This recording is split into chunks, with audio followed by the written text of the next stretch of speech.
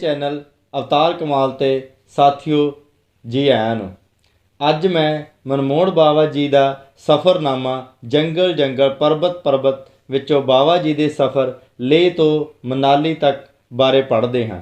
ਇਸ ਕਿਤਾਬ ਦੀ ਜਾਣਕਾਰੀ ਮੈਂ 2 ਵੀਡੀਓ ਵਿੱਚ ਦੇਵਾਂਗਾ। ਪੜ੍ਹਦੇ ਹਾਂ ਮਨਾਲੀ ਤੋਂ ਲੇਹ।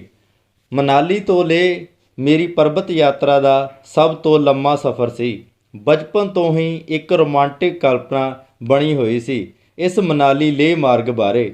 ਸਾਡੇ ਪਿੰਡ ਦਾ ਬੁੱਢਾ ਕਦੀ ਸੁਣਾਇਆ ਕਰਦਾ ਸੀ ਕਿ ਕਿਵੇਂ ਉਹ ਆਪਣੇ ਘੋੜਿਆਂ 'ਤੇ ਸਮਾਨ ਲੱਦ ਕੇ ਮਨਾਲੀ, ਰੋਹਤਾਂਗ ਪਾਸ, ਲੇਹ ਹੁੰਦੇ ਹੋਏ ਬਲਖ ਬੁਖਾਰਾ ਜਾਇਆ ਕਰਦੇ ਸਨ। ਇਸ ਪਾਸਿਓਂ ਕਣਕ, ਛੋਲੇ ਅਤੇ ਗੁੜ ਆਦਿ ਲੈ ਕੇ ਜਾਂਦੇ ਅਤੇ ਉਸ ਪਾਸਿਓਂ ਚੀਨ ਦਾ ਰੇਸ਼ਮ, ਪਸ਼ਮੀਨਾ ਅਤੇ ਹੋਰ ਵਸਤੂਆਂ ਲੈ ਕੇ ਆਉਂਦੇ। ਹੁਣ ਇਸ ਕਾਰਵਾਂ ਮਾਰਗ ਉੱਤੇ ਪੱਕੀ ਸੜਕ ਬਣ ਗਈ ਹੈ। ਇਸ 'ਤੇ ਹੁਣ ਟਰੱਕਾਂ, ਬੱਸਾਂ ਚੱਲਦੀਆਂ ਨੇ। ਇਸ ਮਾਰਗ 'ਤੇ ਇਲਾਵਾ ਇੱਕ ਹੋਰ ਪੈਦਲ ਰਸਤਾ ਲੇਹ ਵੱਲ ਜਾਂਦਾ ਹੈ। ਲਾਹੌਲ ਤੋਂ ਯਾਸਕਰ ਵਾਦੀਆਂ 'ਚੋਂ ਹੁੰਦਾ ਅਤੇ 15-16 ਹਜ਼ਾਰ ਫੁੱਟ ਉੱਚੇ ਬਰਫਾਨੀ ਦਰੇ ਪਾਰ ਕਰਦਾ ਹੋਇਆ ਮੈਂ ਆਪਣੀ ਟਰੈਕਿੰਗ ਲਈ ਇਹੀ ਰਸਤਾ ਚੁਣਿਆ। ਕੁਝ ਫਾਸਲਾ ਜੋ ਪੈਦਲ ਤੈਅ ਕਰਨਾ ਸੀ ਉਹ ਤਕਰੀਬਨ 250 ਕਿਲੋਮੀਟਰ ਸੀ। ਸਫ਼ਰ ਦਾ ਸਾਰਾ ਸਮਾਨ ਚੁੱਕ ਕੇ ਸਾਡੀ 7 ਜਣਿਆਂ ਦੀ ਟੋਲੀ ਮਨਾਲੀ ਪਹੁੰਚ ਜਾਂਦੀ ਹੈ। ਮਨਾਲੀ ਤੋਂ ਬੱਸ ਵਿੱਚ ਬੈਠ ਕੇ ਅਸੀਂ ਲਾਹੌਲ ਵਾਦੀ ਲਈ ਚੱਲ ਪੈਂਦੇ ਹਾਂ। ਬਿਆਸ ਦਰਿਆ ਦੇ ਕੰਢੇ ਚੱਲਦੀ ਬੱਸ ਘੂੰ ਕਰਦੀ ਰੋਹਤਾਂਗ ਪਾਸ ਦੀ ਚੜ੍ਹਾਈ ਚੜ੍ਹ ਰਹੀ ਹੈ। ਸਤੰਬਰ ਮਹੀਨੇ ਦੇ ਪਹਿਲੇ ਦਿਨ ਮੈਨੂੰ ਆਪਣਾ ਅੱਜ ਤੋਂ 25-30 ਵਰ੍ਹੇ ਪਹਿਲਾਂ ਦਾ ਸਫ਼ਰ ਯਾਦ ਆਉਣ ਲੱਗਦਾ ਹੈ। ਜਦੋਂ ਇਹ ਸੜਕ ਨਹੀਂ ਸੀ ਬਣੀ ਤਾਂ ਮੈਂ ਇਹ ਰਸਤਾ ਪੈਦਲ ਹੀ ਤੈਅ ਕੀਤਾ ਸੀ। 1962 ਵਿੱਚ ਅਚਾਨਕ ਇੱਥੇ ਇੰਨਾ ਬਰਫਾਨੀ ਤੂਫਾਨ ਆਇਆ ਕਿ ਸੈਂਕੜਿਆਂ ਦੀ ਗਿਣਤੀ ਵਿੱਚ ਸੜਕ ਬਣਾਉਣ ਵਾਲੇ ਮਜ਼ਦੂਰ ਅਤੇ ਘੋੜੇ ਬਹੁਤ ਬਰਫ਼ ਵਿੱਚ ਦੱਬ ਕੇ ਮਰ ਗਏ ਸਨ। ਇਹਨਾਂ ਹੀ ਢਲਾਣਾਂ 'ਤੇ ਵਾਪਸ ਆਉਂਦਿਆਂ ਮੈਂ ਇਹਨਾਂ ਦੀਆਂ ਲਾਸ਼ਾਂ ਬਰਫ਼ 'ਚ ਆਕੜੀਆਂ ਵੇਖੀਆਂ ਸਨ। ਯਾਦ ਕਰਕੇ ਹੁਣ ਵੀ ਦਿਲ ਕੰਬ ਜਾਂਦਾ ਹੈ। ਰੋਹਤਾਂਗ ਪਾਸ ਚਾਹੇ ਬਹੁਤਾ ਉੱਚਾ ਨਹੀਂ, ਸਿਰਫ 13,400 ਫੁੱਟ, ਪਰ ਅਚਾਨਕ ਆ ਜਾਣ ਵਾਲੇ ਇਹਨਾਂ ਤੂਫਾਨਾਂ ਕਾਰਨ ਇਸ ਨੂੰ ਮੌਤ ਦਾ ਦਰਾ ਕਿਹਾ ਜਾਂਦਾ ਹੈ। ਰੋਹਤਾਂਗ ਮਤਲਬ ਮੌਤ। ਕਹਿੰਦੇ ਨੇ ਜਰਨੈਲ ਜ਼ੋਰਾਵਰ ਸਿੰਘ ਦੀਆਂ ਫੌਜਾਂ ਵੀ ਲਾਹੌਲ ਦੀ ਫਤਿਹ ਤੋਂ ਵਾਪਸ ਆਉਂਦੀਆਂ ਇਹਨਾਂ ਤੂਫਾਨਾਂ ਵਿੱਚ ਫਸ ਗਈਆਂ ਸਨ। ਰੋਹਤਾਂਗ ਪਾਸ ਪਾਰ ਕਰਕੇ ਬੱਸ ਦੂਜੇ ਪਾਸੇ ਉਤਰਨੀ ਸ਼ੁਰੂ ਹੁੰਦੀ ਹੈ। ਪਹਾੜਾਂ ਦਾ ਦ੍ਰਿਸ਼ ਅਚਾਨਕ ਬਦਲ ਜਾਂਦਾ ਹੈ। ਕੁੱਲੂ ਮਨਾਲੀ ਦੀਆਂ ਹਰੀਆਂ ਭਰੀਆਂ ਢਲਾਣਾਂ ਦੀ ਥਾਂ ਖੁਸ਼ਕ ਪਥਰੀਲੇ ਪਹਾੜ ਚੰਦਰਾ ਨਦੀ ਤੋਂ ਇੱਕਦਮ ਉੱਪਰ ਵੱਲ ਉੱਠਦੇ ਹੋਏ ਆਕਾਸ਼ ਨੂੰ ਚੁੰਮਦੇ ਨਜ਼ਰ ਆ ਰਹੇ ਨੇ। ਨੰਗੇ ਪਹਾੜਾਂ 'ਤੇ ਇੱਕ ਵੀ ਦਰਖਤ ਨਜ਼ਰ ਨਹੀਂ ਆਉਂਦਾ। ਬੱਸ ਰੋਹਤਾਂਗ ਪਾਸ ਤੋਂ ਉਤਰ ਕੇ ਚੰਦਰਾ ਨਦੀ ਦੇ ਕੰਢੇ ਚੱਲਦੀ ਹੋਈ ਟਿੱਡੀ ਨਾਂ ਦੇ ਪਿੰਡ ਕੋਲ ਪਹੁੰਚਦੀ ਹੈ, ਜਿੱਥੇ ਉੱਤਰ ਵੱਲੋਂ ਆਉਂਦੀ ਭਾਗਾ ਨਦੀ ਇਸ ਵਿੱਚ ਆ ਕੇ ਮਿਲਦੀ ਹੈ। ਇਸ ਤੋਂ ਬਾਅਦ ਇਸ ਦਾ ਨਾਮ ਚੰਦਰ ਭਾਗਾ ਅਤੇ ਪੰਜਾਬ ਵਿੱਚ ਆ ਕੇ ਚਨਾਬ ਹੋ ਜਾਂਦਾ ਹੈ। ਪੁਰਾਣੇ ਵਕਤਾਂ ਵਿੱਚ ਇਹ ਸਮਝਿਆ ਜਾਂਦਾ ਸੀ ਸ਼ਾਇਦ ਇਹ ਚਨਾਬ ਦਰਿਆ ਕਿਤੋਂ ਚੀਨ ਤੋਂ ਆਉਂਦਾ ਹੈ, ਇਸ ਲਈ ਇਸ ਦਾ ਨਾਮ ਚਿਨ ਆਬ ਪੈ ਗਿਆ। ਮਨਾਲੀ ਤੋਂ ਤਕਰੀਬਨ 150 ਮੀਲ ਦਾ ਸਫ਼ਰ ਤੈਅ ਕਰਕੇ ਬੱਸ ਸਾਨੂੰ ਦਾਰਚਾ ਦੇ ਮੈਦਾਨ 'ਤੇ ਛੱਡ ਦਿੰਦੀ ਹੈ ਅਤੇ ਅਸੀਂ ਭਾਗਾ ਦੀ ਨਦੀ ਦੇ ਕੰਢੇ ਤੰਬੂ ਲਾ ਕੇ ਰੁਕ ਜਾਂਦੇ ਹਾਂ। ਇਸ ਸਥਾਨ ਤੋਂ ਲੇਹ ਜਾਣ ਲਈ 2 ਰਸਤੇ ਫੜਦੇ ਹਨ, ਇੱਕ ਸ਼ਿੰਗੂਲਾ ਪਦਮ ਹੋ ਕੇ ਅਤੇ ਦੂਜੀ ਸੜਕ 12 ਲਾਚਾ ਹੋ ਕੇ। ਇੱਕ ਫੌਜੀ ਡਰਾਈਵਰ ਆਪਣੀ ਗੱਡੀ ਰੋਕ ਕੇ ਸਾਡੇ ਪਾਸ ਆ ਬੈਠਦਾ ਹੈ ਅਤੇ ਕਹਿੰਦਾ ਹੈ, ਲਓ ਮੇਰੇ 5 ਟਨਰ ਵਿੱਚ ਬਹਿ ਜਾਓ, ਆਰਾਮ ਨਾਲ ਲੇਹ ਪਹੁੰਚ ਜਾਓਗੇ, ਪੀਂਦੇ ਪਿਲਾਉਂਦੇ ਚੱਲਾਂਗੇ ਮੌਜ ਨਾਲ, ਕਿਉਂ ਐਵੇਂ ਲੱਤਾਂ ਤੜਾਉਂਦੇ ਹੋ। ਇਹ ਲੱਤਾਂ ਤੜਾਉਣ ਵਾਲੀ ਗੱਲ ਨਾ ਕੋਈ ਹਾਲੇ ਤੱਕ ਚੰਗੀ ਤਰ੍ਹਾਂ ਸਮਝ ਸਕਿਆ ਅਤੇ ਨਾ ਹੀ ਮੈਂ ਸਮਝ ਸਕਿਆ ਹਾਂ। ਅਣਡਿੱਠੇ ਰਾਹਾਂ 'ਤੇ ਚੱਲਦਿਆਂ ਅਣਜਾਣੇ ਲੋਕਾਂ ਨੂੰ ਮਿਲਦਿਆਂ, ਉੱਚੇ ਉੱਚੇ ਦਰਿਆਂ ਤੇ ਬਰਫਾਨੀ ਉਤਰਾਈਆਂ ਚੜ੍ਹਾਈਆਂ ਨੂੰ ਪਾਰ ਕਰਦਿਆਂ ਇੱਕ ਅਜੀਬ ਕਿਸਮ ਦੀ ਮਾਨਸਿਕ ਤੇ ਸਰੀਰਕ ਪ੍ਰਾਪਤੀ ਦਾ ਅਨੁਭਵ ਹੁੰਦਾ ਹੈ। ਹਰ ਮੋੜ ਤੇ, ਹਰ ਉਚਾਈ ਤੇ ਦ੍ਰਿਸ਼ਟੀਮਾਨ ਹੁੰਦੇ ਅਲੌਕਿਕ ਦ੍ਰਿਸ਼ ਗਗਨਚੁੰਬੀ ਹਿਮ ਸਿਖਰਾਂ ਵੱਲ ਦੇਖਦਿਆਂ ਅਤੇ ਸਫ਼ਰ ਦੀਆਂ ਔਕੜਾਂ ਦਾ ਮੁਕਾਬਲਾ ਕਰਨ 'ਚ ਇੱਕ ਅਜੀਬ ਕਸ਼ਿਸ਼ ਹੈ ਜੋ ਇੱਕ ਸੈਲਾਨੀ ਨੂੰ ਆਪਣੇ ਘਰ ਦੇ ਸੁੱਖ ਆਰਾਮ ਨੂੰ ਤਿਆਗ ਕੇ ਵੀਰਾਨੇ, ਥਕਾਊ ਅਤੇ ਖਤਰਨਾਕ ਰਸਤਿਆਂ 'ਤੇ ਚੱਲਣ ਲਈ ਮਜਬੂਰ ਕਰ ਦਿੰਦੀ ਹੈ। ਅਸੀਂ ਆਪਣੇ ਘੋੜਿਆਂ ਦਾ ਇੰਤਜ਼ਾਮ ਮਨਾਲੀ ਵਿੱਚ ਹੀ ਕਰ ਲਿਆ ਸੀ। ਇੱਕ ਦਿਨ ਛੱਡ ਕੇ ਅਗਲੇ ਦਿਨ ਸੋਨਮ ਘੋੜੇ ਲੈ ਕੇ ਦਾਰਚਾ ਪਹੁੰਚ ਜਾਂਦਾ ਹੈ ਅਤੇ ਘੋੜਿਆਂ 'ਤੇ ਸਮਾਨ ਲੱਦ ਕੇ ਤੇ ਆਪਣਾ ਨਿੱਜੀ ਸਮਾਨ ਆਪਣੀ ਪਿੱਠ 'ਤੇ ਚੁੱਕ ਕੇ ਅਸੀਂ ਉਤਸ਼ਾਹ ਚਿੱਤ ਆਪਣੇ ਲੰਬੇ ਸਫ਼ਰ 'ਤੇ ਤੁਰ ਪੈਂਦੇ ਹਾਂ। ਇਹ ਰਸਤਾ ਨਾ ਕਦੀ ਕਾਰਵਾਂ ਮਾਰਗ ਕਿਹਾ ਹੈ ਅਤੇ ਨਾ ਹੀ ਬਹੁਤੇ ਲੋਕ ਇਸ 'ਤੇ ਚੱਲਦੇ ਨਜ਼ਰ ਆਉਂਦੇ ਹਨ। ਇਸੇ ਲਈ ਰਸਤੇ 'ਚ ਆਉਂਦੇ ਨਾਲਿਆਂ ਅਤੇ ਨਦੀਆਂ ਉੱਤੇ ਕੋਈ ਪੁਲ ਨਹੀਂ। ਦੂਸਰੇ ਹੀ ਦਿਨ ਅਸੀਂ ਵੇਖਿਆ ਕਿ ਇੱਕ ਭਿਅੰਕਰ ਨਾਦ ਕਰਦਾ ਤੇਜ਼ ਰਫ਼ਤਾਰ ਨਾਲ ਚਟਾਨਾਂ ਨਾਲ ਟਕਰਾਉਂਦਾ ਸਾਡਾ ਰਸਤਾ ਰੋਕੀ ਖੜਾ ਹੈ। ਅਸੀਂ ਪੁਲ ਦੀ ਤਲਾਸ਼ ਵਿੱਚ ਇੱਧਰ ਉੱਧਰ ਵੇਖਣ ਲੱਗਦੇ ਹਾਂ। ਇਸ ਨੂੰ ਇੰਝ ਹੀ ਲੰਘ ਕੇ ਪਾਰ ਕਰਨਾ ਪੈਂਦਾ ਹੈ। ਸੋਨਮ ਸਾਡੀ ਲਾਚਾਰੀ ਵੱਲ ਦੇਖਦਿਆਂ ਤੇ ਮੁਸਕਰਾਉਂਦਿਆਂ ਹੋਇਆ ਕਹਿੰਦਾ, ਇੰਝ ਕਿਵੇਂ? ਮੈਂ ਪਾਣੀ ਦੀ ਡੂੰਘਾਈ ਅਤੇ ਖਤਰਨਾਕ ਰਫ਼ਤਾਰ ਵੱਲ ਵੇਖਦੇ ਹੋਏ ਆਖਦਾ ਹਾਂ, ਇਸ ਤਰ੍ਹਾਂ। ਉਸ ਆਖਿਆ ਤੇ ਆਪਣੇ ਘੋੜਿਆਂ ਦੀ ਪੂਛ ਫੜ ਕੇ ਛਪ ਕਰਦਾ ਨਦੀ ਪਾਰ ਕਰ ਗਿਆ। ਸਾਡੇ ਇੱਕ ਸਾਥੀ ਨੇ ਆਪਣੇ ਬੂਟ ਉਤਾਰੇ ਅਤੇ ਪਾਣੀ ਵਿੱਚ ਉਤਰਨ ਹੀ ਵਾਲਾ ਸੀ ਕਿ ਮੈਂ ਰੋਕ ਲਿਆ। ਇੰਝ ਨਹੀਂ ਭੂਸ਼ਣ, ਅਸੀਂ ਨਾ ਤਜਰਬੇਕਾਰ ਹਾਂ। ਮੈਂ ਆਖਿਆ, ਜੋ ਖਤਰਾ ਟਾਲਿਆ ਜਾ ਸਕੇ ਉਸ ਵਿੱਚ ਜਾਣ ਕੇ ਕਾਹਲੇ ਨਹੀਂ ਪੈਣਾ। ਅਸੀਂ ਆਪਣੇ ਪਿੱਠੂ 'ਚੋਂ ਇੱਕ ਰੱਸੀ ਕੱਢੀ। ਮੈਂ ਰੱਸੀ ਦਾ ਇੱਕ ਸਿਰਾ ਆਪਣੇ ਲੱਕ ਦੁਆਲੇ ਬੰਨ੍ਹਿਆ ਅਤੇ ਦੂਜਾ ਸਿਰਾ ਭੂਸ਼ਣ ਨੂੰ ਫੜਾ ਦਿੱਤਾ। ਉਹ ਪਾਣੀ ਥੱਲੇ ਲੁਕੀਆਂ ਤਿਲਕਣੀਆਂ ਚਟਾਨਾਂ ਤੋਂ ਬਚਦਾ ਨਦੀ ਪਾਰ ਕਰ ਗਿਆ। ਪਾਰ ਕਰਨ ਤੋਂ ਬਾਅਦ ਰੱਸੀ ਦਾ ਦੂਜਾ ਸਿਰਾ ਮੈਂ ਫੜ ਲਿਆ ਅਤੇ ਇਸ ਤਰ੍ਹਾਂ ਰੱਸੀ ਨੂੰ ਫੜ ਕੇ ਸਾਰੇ ਵਾਰੀ ਪਾਰ ਕਰ ਗਏ। ਫਿਰ ਵੀ 2 ਜਣੇ ਤਿਲਕ ਕੇ ਪਾਣੀ ਵਿੱਚ ਡਿੱਗੇ, ਪਰ ਰੱਸੀ ਫੜੀ ਹੋਈ ਹੋਣ ਕਾਰਨ ਪਾਣੀ 'ਚ ਵਹਿਣ ਤੋਂ ਬਚ ਗਏ। ਬਾਅਦ ਵਿੱਚ ਪਤਾ ਲੱਗਾ ਇਸ ਤੋਂ 1 ਸਾਲ ਪਹਿਲਾਂ ਹੀ ਇਸ ਨਦੀ ਨੂੰ ਪਾਰ ਕਰਦਿਆਂ 2 ਟਰੈਕਰ ਪਾਣੀ ਵਿੱਚ ਵਹਿ ਗਏ ਸਨ। ਪੈਰ ਸੁਕਾ ਕੇ ਮੁੜ ਬੂਟ ਪਾ ਕੇ ਅਸੀਂ ਤੁਰ ਪੈਂਦੇ ਹਾਂ। ਇੱਕ ਹਲਕੀ ਜਿਹੀ ਅਤੇ ਪਥਰੀਲੀ ਚੜ੍ਹਾਈ ਚੜ੍ਹ ਕੇ ਅਸੀਂ ਵੱਡੇ ਸਾਰੇ ਖੁੱਲ੍ਹੇ ਮੈਦਾਨ ਵਿੱਚ ਉਤਰ ਜਾਂਦੇ ਹਾਂ। ਦੂਰ ਪੱਥਰ ਦੀ ਇੱਕ ਕੁਟੀਆ ਜਿਹੀ ਨਜ਼ਰ ਆਉਂਦੀ ਹੈ। ਨੇੜੇ ਪਹੁੰਚ ਕੇ ਵੇਖਦੇ ਹਾਂ 2 ਗੱਦੀ ਮੁੰਡੇ ਆਪਣੀਆਂ ਭੇਡਾਂ ਲਈ ਬੈਠੇ ਹਨ ਅਤੇ ਕੋਲ ਹੀ ਅੱਗ ਉੱਤੇ ਚਾਹ ਦੀ ਕੇਤਲੀ ਰੱਖੀ ਹੋਈ ਹੈ। ਇਹ ਗੱਦੀ ਲੋਕ ਮੇਰੇ ਵਿਚਾਰ ਅਨੁਸਾਰ ਸਭ ਤੋਂ ਮਜ਼ਬੂਤ ਅਤੇ ਸਾਹਸੀ ਪਰਬਤ ਵਾਸੀ ਹਨ। ਇਹਨਾਂ ਦੀ ਜਨਮ ਭੂਮੀ ਚੰਬੇ ਦੇ ਜ਼ਿਲ੍ਹੇ ਵਿੱਚ ਭਰਮੌਰ ਦੇ ਇਲਾਕੇ ਵਿੱਚ ਹੈ। ਗਰਮੀਆਂ ਦੇ ਦਿਨਾਂ ਵਿੱਚ ਇਹ ਲੋਕ ਆਪਣੀਆਂ ਭੇਡਾਂ ਦੇ ਇੱਜੜ ਲਈ ਉੱਚਿਆਂ ਜੋਖਮ ਭਰੇ ਦਰਿਆਵਾਂ ਨੂੰ ਪਾਰ ਕਰਦੇ ਹੋਏ ਹਰੀ ਘਾਹ ਦੀ ਭਾਲ ਵਿੱਚ ਪਰਬਤੋਂ ਪਰਬਤ ਘੁੰਮਦੇ ਫਿਰਦੇ ਹਨ। ਚਾਹੇ ਬਰਫ਼ਾਂ ਪੈਣ, ਚਾਹੇ ਠੰਡੀਆਂ ਯੱਖ ਹਵਾਵਾਂ ਦੇ ਝੱਖੜ, ਇਹ ਆਮ ਤੌਰ 'ਤੇ ਖੁੱਲ੍ਹੇ ਆਕਾਸ਼ ਥੱਲੇ ਹੀ ਸੌਂਦੇ ਹਨ।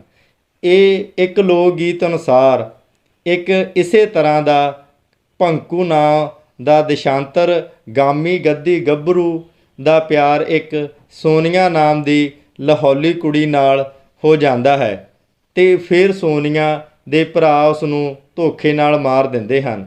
ਮੇਰੇ ਕਹਿਣ 'ਤੇ ਗੱਦੀ ਮੁੰਡੇ ਉਹ ਗੀਤ ਸੁਣਾਉਣ ਲੱਗਦੇ ਹਨ। ਕਫਿਆਰਿਆ ਗੱਦੀਓਂ ਗੱਦੀ, ਕਿਆ ਨਾਉ ਤੇਰਾ, ਭੱਟ ਟਿੱਕਰੀ ਘਰੋਂ ਮੇਰਾ, ਭੰਕੂ ਨਾਉ ਮੇਰਾ। ਕਫਿਆਰਿਆ ਭੋਟਲੇ ਕਿਆ ਨਾਉ ਤੇਰਾ, ਪਿਆਂ ਤਾਂ ਪਿਉਂਕੇ ਗੋਲਾ, ਸੋਨੀਆ ਨਾਉ ਮੇਰਾ। ਗੱਦੀ ਦੀ ਬਣਾਈ ਚਾਹ ਪੀਂਦਿਆਂ ਅਤੇ ਗੀਤ ਸੁਣਦਿਆਂ ਮੇਰੀ ਨਜ਼ਰ ਅਚਾਨਕ ਉੱਪਰ ਵੱਲ ਉੱਠਦੀ ਹੈ ਤਾਂ ਵੇਖਦਾ ਹਾਂ ਸਾਡੇ ਘੋੜੇ ਧੁੱਪ ਵਿੱਚ ਚਮਕਦੀਆਂ ਨੰਗੀਆਂ ਚਟਾਨਾਂ ਵਾਲੀ ਭਿਅੰਕਰ ਚੜ੍ਹਾਈ ਚੜ੍ਹਦੇ ਨਜ਼ਰ ਆ ਰਹੇ ਹਨ। ਥੋੜ੍ਹੀ ਦੇਰ ਬਾਅਦ ਹੀ ਸਾਡੇ ਪੈਰ ਵੀ ਇਸ ਚੜ੍ਹਾਈ ਨੂੰ ਚੜ੍ਹਨ ਲੱਗਦੇ ਹਨ। ਉੱਪਰੋਂ ਚਮਕਦੀ ਧੁੱਪ ਪਿੱਠ 'ਤੇ ਚੁੱਕਿਆ 12-13 ਕਿਲੋ ਭਾਰ ਇੰਜ ਲੱਗਦਾ ਸੀ ਜਿਵੇਂ ਮੇਰਾ ਪਿੱਠੂ ਇੱਕ ਮਣ ਭਾਰੀ ਹੋ ਗਿਆ ਹੋਵੇ। ਹਰ 5-10 ਕਦਮ 'ਤੇ ਸਾਹ ਲੈਣ ਲਈ ਰੁਕਣਾ ਪੈਂਦਾ। ਕਈ ਘੰਟੇ ਅਸੀਂ ਇਹ ਚੜ੍ਹਾਈ ਚੜ੍ਹਦੇ ਰਹਿੰਦੇ ਹਾਂ। ਵਿਪਰੀਤ ਦਿਸ਼ਾ ਤੋਂ ਇੱਕ ਬਾਲਤੀ ਕਾਰਗਿਲ ਜਾਂ ਪਦਮ ਦਾ ਰਹਿਣ ਵਾਲਾ ਆਪਣੇ ਘੋੜਿਆਂ ਤੇ ਕੁਝ ਸਮਾਨ ਲੱਦੀ ਥੱਲੇ ਉਤਰਿਆ ਸੀ। ਸਾਡੀ ਦੁਰਦਸ਼ਾ ਵੇਖ ਕੇ ਉਹ ਬੋਲਦਾ ਹੈ, ਇਹ ਜਹੰਨਮ ਘਾਟੀ ਸਾਹਿਬ, ਜਹੰਨਮ ਘਾਟੀ। ਮੇਰੇ 3 ਸਾਥੀ ਅੱਗੇ ਨਿਕਲ ਗਏ ਹਨ ਤੇ 3 ਹਾਲੇ ਮੇਰੇ ਤੋਂ ਵੀ ਪਿੱਛੇ ਹੌਲੀ ਹੌਲੀ ਤੁਰਦੇ ਨਜ਼ਰ ਆ ਰਹੇ ਹਨ। ਹੌਲੀ ਹੌਲੀ ਚੜ੍ਹਾਈ ਚੜ੍ਹਦਿਆਂ ਹਰ ਆਈ ਮੁਸੀਬਤ ਵਾਂਗ ਇਹ ਚੜ੍ਹਾਈ ਵੀ ਖਤਮ ਹੋ ਜਾਂਦੀ ਹੈ ਅਤੇ ਥੋੜ੍ਹੀ ਜਿਹੀ ਉਤਰਾਈ ਉਤਰ ਕੇ ਅਸੀਂ ਇੱਕ ਤੇਜ਼ ਰਫ਼ਤਾਰ ਵਾਲੀ ਅਤੇ ਚੌੜੀ ਡੂੰਘੀ ਨਦੀ ਦੇ ਕੰਢੇ ਤੁਰਨ ਲੱਗਦੇ ਹਾਂ। ਪ੍ਰਤੱਖ ਦਿਸ ਰਿਹਾ ਸੀ ਕਿ ਇਸ ਨਦੀ ਨੂੰ ਪਾਰ ਕਰਨਾ ਖੁਦਕੁਸ਼ੀ ਕਰਨਾ ਹੋਵੇਗਾ। ਪਗਡੰਡੀ ਨਦੀ ਦੇ ਕੰਢੇ ਉੱਪਰ ਵੱਲ ਚੱਲਦੀ ਇੱਕ ਬਰਫ਼ ਦੇ ਪੁਲ ਨੂੰ ਪਾਰ ਕਰਕੇ ਦੂਜੇ ਪਾਸੇ ਪਹੁੰਚ ਜਾਂਦੀ ਹੈ। ਯਾਨੀ ਕਿ ਉੱਪਰ 25-30 ਫੁੱਟ ਮੋਟੀ ਬਰਫ਼ ਦੀ ਤਹਿ ਅਤੇ ਥੱਲਿਓਂ ਸ਼ੂਕਦੀ ਨਦੀ ਲੰਘ ਰਹੀ ਹੈ। ਨੇੜੇ ਹੀ ਇੱਕ ਹਰੀ ਘਾਹ ਦੇ ਮੈਦਾਨ ਵਿੱਚ ਘੋੜੇ ਚਰਦੇ ਅਤੇ ਸਾਡੇ ਤੰਬੂ ਨਜ਼ਰ ਆ ਰਹੇ ਹਨ ਅਤੇ ਮੇਰੇ ਅੱਗੇ ਅੱਗੇ ਜਾ ਰਹੇ ਸਾਥੀਆਂ ਨੇ ਇਹ ਤੰਬੂ ਲਾ ਦਿੱਤੇ ਸਨ। ਇਹ ਵੀ ਕਿੰਨਾ ਸੁਖਦਾਈ ਦ੍ਰਿਸ਼ ਹੈ। ਚੌਹੀਂ ਪਾਸੀ ਬਰਫਾਨੀ ਪਹਾੜ, ਸਾਹਮਣੇ ਸ਼ੂਕਦੀ ਨਦੀ ਦੀ ਗਰਜਨ, ਸਾਡੇ ਰੰਗ ਬਿਰੰਗੇ ਤੰਬੂ ਅਤੇ ਤੰਬੂਆਂ ਵਿਚਕਾਰ ਲੱਕੜੀਆਂ ਦੇ ਢੇਰ 'ਚੋਂ ਨਿਕਲਦੀਆਂ ਅੱਗ ਦੀਆਂ ਲਾਟਾਂ। ਸੂਰਜ ਡੁੱਬ ਚੁੱਕਾ। ਅਸੀਂ ਗਰਮ ਗਰਮ ਚਾਹ ਦੇ ਪਿਆਲੇ ਹੱਥ ਵਿੱਚ ਫੜੀ ਅੱਗ ਦੁਆਲੇ ਬੈਠੇ ਹਾਂ ਅਤੇ ਸਾਰਿਆਂ ਦੇ ਚਿਹਰਿਆਂ 'ਤੇ ਇੱਕ ਅਜੀਬ ਜਿਹੇ ਸੁੱਖ ਦੀ ਤ੍ਰਿਪਤੀ ਦੀ ਝਲਕ ਦਿਸ ਰਹੀ ਹੈ ਅਤੇ ਇਹ ਤ੍ਰਿਪਤੀ, ਇਹ ਸੁੱਖ ਇਸ ਦੀ ਯਾਤਰਾ ਦੇ ਅਨੂਠੇ ਅਨੁਭਵਾਂ ਵਿੱਚੋਂ ਇੱਕ ਹੈ। ਚੌਥੇ ਦਿਨ ਅਸੀਂ ਸ਼ਿੰਗੂਲਾ ਤੋਂ 4 ਕਿਲੋਮੀਟਰ ਪਹਿਲਾਂ 14,000 ਫੁੱਟ ਦੀ ਉਚਾਈ 'ਤੇ ਤੰਬੂ ਲਾ ਕੇ ਰੁਕ ਜਾਂਦੇ ਹਾਂ ਅਤੇ ਅਗਲੇ ਦਿਨ ਸ਼ਿੰਗੂਲਾ ਦੀ ਮੁਸ਼ਕਲ ਚੜ੍ਹਾਈ ਚੜ੍ਹਨ ਲੱਗਦੇ ਹਾਂ। ਕੁਝ ਦੇਰ ਬਾਅਦ ਪਗਡੰਡੀ ਪੱਥਰਾਂ ਦੇ ਵਿਸ਼ਾਲ ਸਮੁੰਦਰ ਵਿੱਚ ਗੁਆਚ ਜਾਂਦੀ ਹੈ। ਮੀਲੋਂ ਮੀਲ ਤੱਕ ਛੋਟੀਆਂ ਵੱਡੀਆਂ ਚਟਾਨਾਂ ਖਿਲਰੀਆਂ ਨਜ਼ਰ ਆ ਰਹੀਆਂ ਨੇ। ਕਈ ਚਟਾਨਾਂ ਦੇ 2-3 ਮੰਜ਼ਲਾਂ ਉੱਚੀਆਂ ਵੀ ਹਨ। ਦਿਨ ਦੀ ਸਖਤ ਧੁੱਪ ਅਤੇ ਰਾਤ ਦੀ ਸਖਤ ਠੰਡ ਦੇ ਲਗਾਤਾਰ ਸਾਲਾਂ ਦੇ ਕਰਮ ਨਾਲ ਇਹ ਚਟਾਨਾਂ ਸੁੰਗੜਦੀਆਂ, ਫੈਲਦੀਆਂ, ਤਿੜਕਦੀਆਂ ਜਾਂਦੀਆਂ ਹਨ। ਆਕਸੀਜਨ ਘੱਟ ਹੋ ਜਾਣ ਅਤੇ ਸਖਤ ਚੜ੍ਹਾਈ ਕਾਰਨ ਸਾਡੀ ਤੁਰਨ ਦੀ ਰਫ਼ਤਾਰ ਬਹੁਤ ਘੱਟ ਗਈ ਹੈ। 4 ਜਣੇ ਸਾਡੇ ਤੋਂ ਅੱਗੇ ਲੰਘ ਗਏ ਹਨ ਅਤੇ 2 ਜਣੇ ਮੇਰੇ ਤੋਂ ਪਿੱਛੇ। ਮੈਂ ਇੱਕ ਚਟਾਨ 'ਤੇ ਬੈਠ ਕੇ ਉਹਨਾਂ ਦੀ ਉਡੀਕ ਕਰਨ ਲੱਗਦਾ ਹਾਂ। ਉਹਨਾਂ ਵਿੱਚੋਂ ਮੇਰਾ ਇੱਕ ਪੁਰਾਣਾ ਦੋਸਤ ਅਸ਼ੂਕ ਚੈਟਰਜੀ ਹੈ, ਜਿਸ ਨਾਲ ਮੈਂ ਪਿਛਲੇ 25 ਸਾਲਾਂ ਤੋਂ ਜੰਗਲਾਂ ਅਤੇ ਪਹਾੜਾਂ 'ਚ ਟਰੈਕਿੰਗ ਕਰਦਾ ਆਇਆ ਹਾਂ। ਇਹ ਮੇਰੇ ਤੋਂ 5 ਕੁ ਸਾਲ ਵੱਡਾ ਹੈ। ਉਸ ਦਾ ਸਾਹ ਬੜੀ ਬੁਰੀ ਤਰ੍ਹਾਂ ਉਖੜਿਆ ਹੋਇਆ ਹੈ ਅਤੇ ਚਿਹਰੇ 'ਤੇ ਪਲਿੱਤਣ ਪਸਰੀ ਹੋਈ ਹੈ। ਉਹ ਕੋਲ ਆ ਕੇ ਇੱਕ ਚਟਾਨ 'ਤੇ ਲੰਮਾ ਪੈ ਜਾਂਦਾ ਹੈ ਅਤੇ ਬੇਜਾਨ ਜਿਹਾ ਹੋ ਕੇ ਮੈਂ ਆਪਣੀ ਥਰਮਸ 'ਚੋਂ ਕੌਫੀ ਕੱਢ ਕੇ ਪਿਲਾਉਂਦਾ ਹਾਂ। ਉਹ ਕੌਫੀ ਪੀਂਦਿਆਂ ਕਹਿੰਦਾ ਹੈ, ਮੇਰਾ ਖਿਆਲ ਹੈ ਕਿ ਮੈਨੂੰ ਇਸ ਸਫ਼ਰ 'ਤੇ ਨਹੀਂ ਸੀ ਆਉਣਾ ਚਾਹੀਦਾ ਇਸ ਉਮਰ ਵਿੱਚ। ਫਿਰ ਸੋਚਿਆ, ਪਤਾ ਨਹੀਂ ਫਿਰ ਮੌਕਾ ਮਿਲੇ ਜਾਂ ਨਾ ਮਿਲੇ। ਕਿਉਂ, ਕੀ ਗੱਲ ਹੈ? ਮੈਨੂੰ ਚੱਕਰ ਆ ਰਹੇ ਨੇ, ਜੀ ਘਬਰਾ ਰਿਹਾ ਹੈ ਅਤੇ ਜੀ ਕਰਦਾ ਹੈ ਮੈਂ ਇੱਥੇ ਚਟਾਨ 'ਤੇ ਲੰਮਾ ਪਿਆ ਰਹਾਂ। ਹਿੰਮਤ ਕਰ, ਇਹ ਤਾਂ ਹਾਈ ਐਲਟੀਚਿਊਡ ਸਿਕਨੈਸ ਹੈ। ਦਵਾਈ ਖਾ ਲੈ, ਥੋੜ੍ਹੀ ਦੇਰ 'ਚ ਠੀਕ ਹੋ ਜਾਵੇਗਾ। ਤੇਰਾ ਕੀ ਹਾਲ ਹੈ? ਮੈਂ ਦੂਜੇ ਨੂੰ ਪੁੱਛਦਾ ਹਾਂ। ਮੇਰਾ ਹਾਲ ਵੀ ਬਹੁਤਾ ਤਸੱਲੀ ਬਖਸ਼ ਨਹੀਂ। ਉਹ ਬੋਲਿਆ, ਮੈਨੂੰ 1 ਮਹੀਨਾ ਪਹਿਲਾਂ ਮਲੇਰੀਆ ਹੋਇਆ ਸੀ। ਲੱਗਦਾ ਹੈ ਹਾਲੇ ਸਰੀਰ ਵਿੱਚ ਪੂਰੀ ਤਾਕਤ ਨਹੀਂ ਆਈ। ਮੈਂ ਦੋਹਾਂ ਨੂੰ ਹੋਮੋਪੈਥਿਕ ਦੀ ਦਵਾਈ ਖਵਾਉਂਦਾ ਹਾਂ ਅਤੇ ਅਸ਼ੋਕ ਤਾਂ ਬਹੁਤ ਸਾਰਾ ਸਮਾਨ ਆਪਣੇ ਰੁਕਸੈਕ ਵਿੱਚ ਪਾ ਕੇ ਅਸੀਂ ਤਿੰਨੇ ਹੌਲੀ ਹੌਲੀ ਚੜ੍ਹਾਈ ਚੜ੍ਹਨ ਲੱਗਦੇ ਹਾਂ। 4-5 ਕਿਲੋਮੀਟਰ ਦੀ ਚੜ੍ਹਾਈ ਚੜ੍ਹਨ ਵਿੱਚ ਸਾਨੂੰ 6-7 ਘੰਟੇ ਲੱਗ ਗਏ। 16,700 ਫੁੱਟ ਉੱਚੇ ਸ਼ਿੰਗੂਲਾ ਉੱਤੇ ਇੰਨੀ ਤੇਜ਼ ਠੰਡੀ ਯੱਖ ਹਵਾ ਚੱਲ ਰਹੀ ਸੀ ਕਿ ਖੜ੍ਹਾ ਹੋਣਾ ਮੁਸ਼ਕਲ ਹੋ ਗਿਆ। ਲੱਗਦਾ ਸੀ ਜਿਵੇਂ ਮੱਥਾ ਫਟ ਜਾਏਗਾ। ਕੁਝ ਦੇਰ ਇੱਕ ਵੱਡੀ ਚਟਾਨ ਦੇ ਓਹਲੇ ਆਰਾਮ ਕਰਨ ਤੋਂ ਬਾਅਦ ਅਸੀਂ ਚੱਲਣ ਲਈ ਉੱਠ ਖੜ੍ਹੇ ਹੁੰਦੇ ਹਾਂ, ਪਰ ਥੋੜ੍ਹੀ ਦੂਰ ਚੱਲਣ ਤੋਂ ਬਾਅਦ ਹੀ ਸਾਨੂੰ ਲੱਗਦਾ ਕਿ ਅਸੀਂ ਸਹੀ ਰਾਹ 'ਤੇ ਨਹੀਂ ਚੱਲ ਰਹੇ। ਰਸਤਾ ਚਟਾਨਾਂ ਵਿੱਚ ਬਿਲਕੁਲ ਗੁੰਮ ਹੋ ਗਿਆ ਸੀ। ਅਸੀਂ ਘੋੜੇ ਦੇ ਖੁਰਾਂ ਜਾਂ ਪਗਡੰਡੀ ਦੇ ਹੋਰ ਨਿਸ਼ਾਨਾਂ ਦੀ ਭਾਲ ਵਿੱਚ ਇੱਧਰ ਉੱਧਰ ਵੇਖਣ ਲੱਗਦੇ। ਇੱਕ ਸਿਗਰਟ ਦਾ ਟੁਕੜਾ ਵੇਖ ਕੇ ਅਸ਼ੋਕ ਬੋਲਿਆ, ਇੱਧਰ ਹੀ ਗਏ ਹੋਣਗੇ। ਅਸੀਂ ਉਸ ਪਾਸੇ ਤੁਰ ਪੈਂਦੇ ਹਾਂ। ਸਿਗਰਟ ਦੇ ਟੁਕੜੇ ਵਾਲੇ ਪਾਸੇ ਅੱਗੇ ਜਾ ਕੇ ਇੱਕ ਟਾਫੀ ਦਾ ਉੱਪਰਲਾ ਕਾਗਜ਼ ਦਿਸਦਾ ਹੈ। ਕਾਗਜ਼ ਚੁੱਕਦੇ ਹੋਏ ਤਰਬੇਜ ਕਹਿੰਦਾ ਹੈ, ਅਸੀਂ ਠੀਕ ਰਸਤੇ ਹੀ ਚੱਲ ਰਹੇ ਹਾਂ। ਸਾਡੇ ਵਿੱਚੋਂ ਹੀ ਕੋਈ ਸਿੱਟ ਗਿਆ ਹੋਣਾ ਹੈ, ਪਰ ਇਹ ਟਾਫੀ ਤਾਂ ਅਸੀਂ ਨਹੀਂ ਸੀ ਖਰੀਦੀ। ਮੈਂ ਕਹਿੰਦਾ ਹਾਂ, ਤਾਂ ਕੋਈ ਹੋਰ ਲੰਘਿਆ ਹੋਵੇਗਾ। ਘੱਟੋ ਘੱਟ ਇਹ ਸਿੱਧ ਹੁੰਦਾ ਹੈ ਕਿ ਲੋਕੀ ਇਸ ਰਸਤਿਓਂ ਆਉਂਦੇ ਜਾਂਦੇ ਹਨ। ਇਸ ਤੋਂ ਬਾਅਦ ਅਸੀਂ 1.5 ਘੰਟਾ ਇੱਧਰ ਉੱਧਰ ਭਟਕਦੇ ਰਹੇ ਅਤੇ ਹੁਣ ਸਾਨੂੰ ਸਾਰਿਆਂ ਨੂੰ ਇਹ ਯਕੀਨ ਹੋ ਗਿਆ ਕਿ ਅਸੀਂ ਠੀਕ ਦਿਸ਼ਾ ਵੱਲ ਨਹੀਂ ਚੱਲ ਰਹੇ। ਕੁਝ ਦੇਰ ਬਾਅਦ ਹੀ ਕਿਸੇ ਦੇ ਪੈਰਾਂ ਦਾ ਖੜਾਕ, ਕਿਸੇ ਆਦਮੀ ਦੀ ਝਲਕ ਵਿਖਾਈ ਦਿੱਤੀ, ਫਿਰ ਲੋਪ ਹੋ ਗਈ। ਫਿਰ ਵੇਖਿਆ ਕੁਝ ਦੇਰ ਹੀ ਇੱਕ ਚਟਾਨ 'ਤੇ ਪੀਲੇ ਕੱਪੜੇ ਪਾਈ ਇੱਕ ਆਦਮੀ ਖੜ੍ਹਾ ਹੱਥ ਪੈਰ ਮਾਰਦਾ ਰੌਲਾ ਪਾ ਰਿਹਾ ਹੈ। ਸਾਨੂੰ ਵੇਖ ਕੇ ਉਹ ਪਾਗਲਾਂ ਵਾਂਗ ਸਾਡੇ ਵੱਲ ਦੌੜ ਪਿਆ ਅਤੇ ਝੱਟ ਹੀ ਚਟਾਨਾਂ ਵਿਚਕਾਰ ਡਿੱਗ ਪਿਆ। ਇਹ ਕੌਣ ਹੈ? ਸਾਡੇ ਵਿੱਚੋਂ ਤਾਂ ਕੋਈ ਨਹੀਂ ਹੋ ਸਕਦਾ। ਤਾਂ ਫਿਰ ਭੂਤ ਹੈ ਕਿਸੇ ਦਾ, ਜਾਂ ਸਾਡਾ ਆਪਣਾ ਹੀ ਕੋਈ ਹਾਈ ਐਲਟੀਟਿਊਡ ਭਰਮ ਹੈ। ਨੇੜੇ ਜਾ ਕੇ ਵੇਖਿਆ ਤਾਂ ਇੱਕ ਵਿਦੇਸ਼ੀ ਟਰੈਕਰ ਸੀ, ਫਰਾਂਸ ਦਾ ਰਹਿਣ ਵਾਲਾ। ਸਾਨੂੰ ਵੇਖ ਕੇ ਉਸਦੇ ਚਿਹਰੇ 'ਤੇ ਹਲਕੀ ਜਿਹੀ ਮੁਸਕਾਨ ਆ ਗਈ ਅਤੇ ਉਹ ਬੁੜਬੁੜ ਕਰਨ ਲੱਗਾ, ਮੈਂ ਮਰ ਰਿਹਾ ਹਾਂ, ਪਰਮਾਤਮਾ ਤੁਹਾਨੂੰ ਭੇਜ ਦਿੱਤਾ, ਮੈਂ ਹੁਣ ਬਚ ਜਾਵਾਂਗਾ। ਮੈਂ ਉਸ ਨੂੰ ਥੋੜ੍ਹੀ ਗਰਮ ਕੌਫੀ ਪਿਲਾਈ। ਪਤਾ ਲੱਗਾ ਕਿ ਉਹ ਇਕੱਲਾ ਹੀ ਮਨਾਲੀ ਤੋਂ ਲੇਹ ਦਾ ਸਫ਼ਰ ਲਈ ਤੁਰ ਪਿਆ ਸੀ। ਉਸ ਦੀ ਪ੍ਰੇਮਿਕਾ ਅਤੇ ਉਹ ਦੋਵੇਂ ਪੈਰਿਸ ਤੋਂ ਇਸ ਸਫ਼ਰ ਲਈ ਤੁਰੇ ਸਨ। ਮਨਾਲੀ ਆ ਕੇ ਉਸ ਦੀ ਪ੍ਰੇਮਿਕਾ ਨੇ ਆਪਣਾ ਇਰਾਦਾ ਬਦਲ ਲਿਆ ਅਤੇ ਉਹ ਸ਼੍ਰੀਨਗਰ ਰਾਹੀਂ ਬੱਸ ਵਿੱਚ ਲੇਹ ਲਈ ਤੁਰ ਪਈ ਅਤੇ ਇਹ ਬੇਵਕੂਫ ਉਸ ਨੂੰ ਵਿਖਾਉਣ ਲਈ ਉਹ ਇਕੱਲਾ ਹੀ ਇਹ ਜੋਖਮ ਭਰਿਆ ਸਫ਼ਰ ਕਰ ਸਕਦਾ ਹੈ ਤੁਰ ਪਿਆ ਅਤੇ ਕੱਲ੍ਹ ਦੁਪਹਿਰੇ ਇੱਥੇ ਪਹੁੰਚ ਕੇ ਰਸਤਾ ਗਵਾਚਣ ਤੋਂ ਬਾਅਦ ਇੱਧਰ ਉੱਧਰ ਭਟਕਦਾ ਰਿਹਾ। ਉਹ ਸਿਗਰਟ ਅਤੇ ਉਹ ਟਾਫੀ ਦਾ ਕਾਗਜ਼ ਵੀ ਇਸੇ ਦਾ ਹੀ ਸੀ, ਜਿਸ ਨੇ ਸਾਨੂੰ ਵੀ ਰਸਤਾ ਭੁਲਾ ਦਿੱਤਾ, ਜਾਂ ਇਹ ਕਹੋ ਕਿ ਸਾਨੂੰ ਇਸ ਤੱਕ ਪਹੁੰਚਾ ਦਿੱਤਾ। ਕਿਸੇ ਨੂੰ ਮਾਰਨ ਜਾਂ ਬਚਾਉਣ ਦੇ ਕੁਦਰਤ ਦੇ ਵੀ ਕਿਹੋ ਜਿਹੇ ਤਰੀਕੇ ਵਰਤਦੀ ਹੈ। ਅਸੀਂ 2-3 ਘੰਟੇ ਇੱਧਰ ਉੱਧਰ ਭਟਕਦੇ ਰਹੇ ਅਤੇ ਜਦ ਸਾਨੂੰ ਸਹੀ ਰਸਤਾ ਲੱਭਿਆ ਘੋੜੇ ਦੀ ਲਿੱਦ ਦੀ ਸਹਾਇਤਾ ਨਾਲ, ਤਾਂ ਸੂਰਜ ਡੁੱਬ ਚੁੱਕਾ ਸੀ। ਹੁਣ ਇਹ ਨਿਸ਼ਚਿਤ ਹੀ ਸੀ ਕਿ ਅਸੀਂ ਹਨੇਰਾ ਹੋਣ ਤੋਂ ਪਹਿਲਾਂ ਆਪਣੇ ਟਿਕਾਣੇ 'ਤੇ ਨਹੀਂ ਪਹੁੰਚ ਸਕਦੇ। ਇਹ ਵੀ ਸ਼ੁਕਰ ਸੀ ਕਿ ਸਾਡੇ ਸਾਰਿਆਂ ਦੇ ਸਲੀਪਿੰਗ ਬੈਗ, ਰਾਤੀ ਸੌਣ ਵਾਲੇ ਪੰਛੀਆਂ ਦੇ ਖੰਭਾਂ ਦੇ ਬਣੇ ਬਿਸਤਰੇ ਸਾਡੇ ਨਾਲ ਸਨ।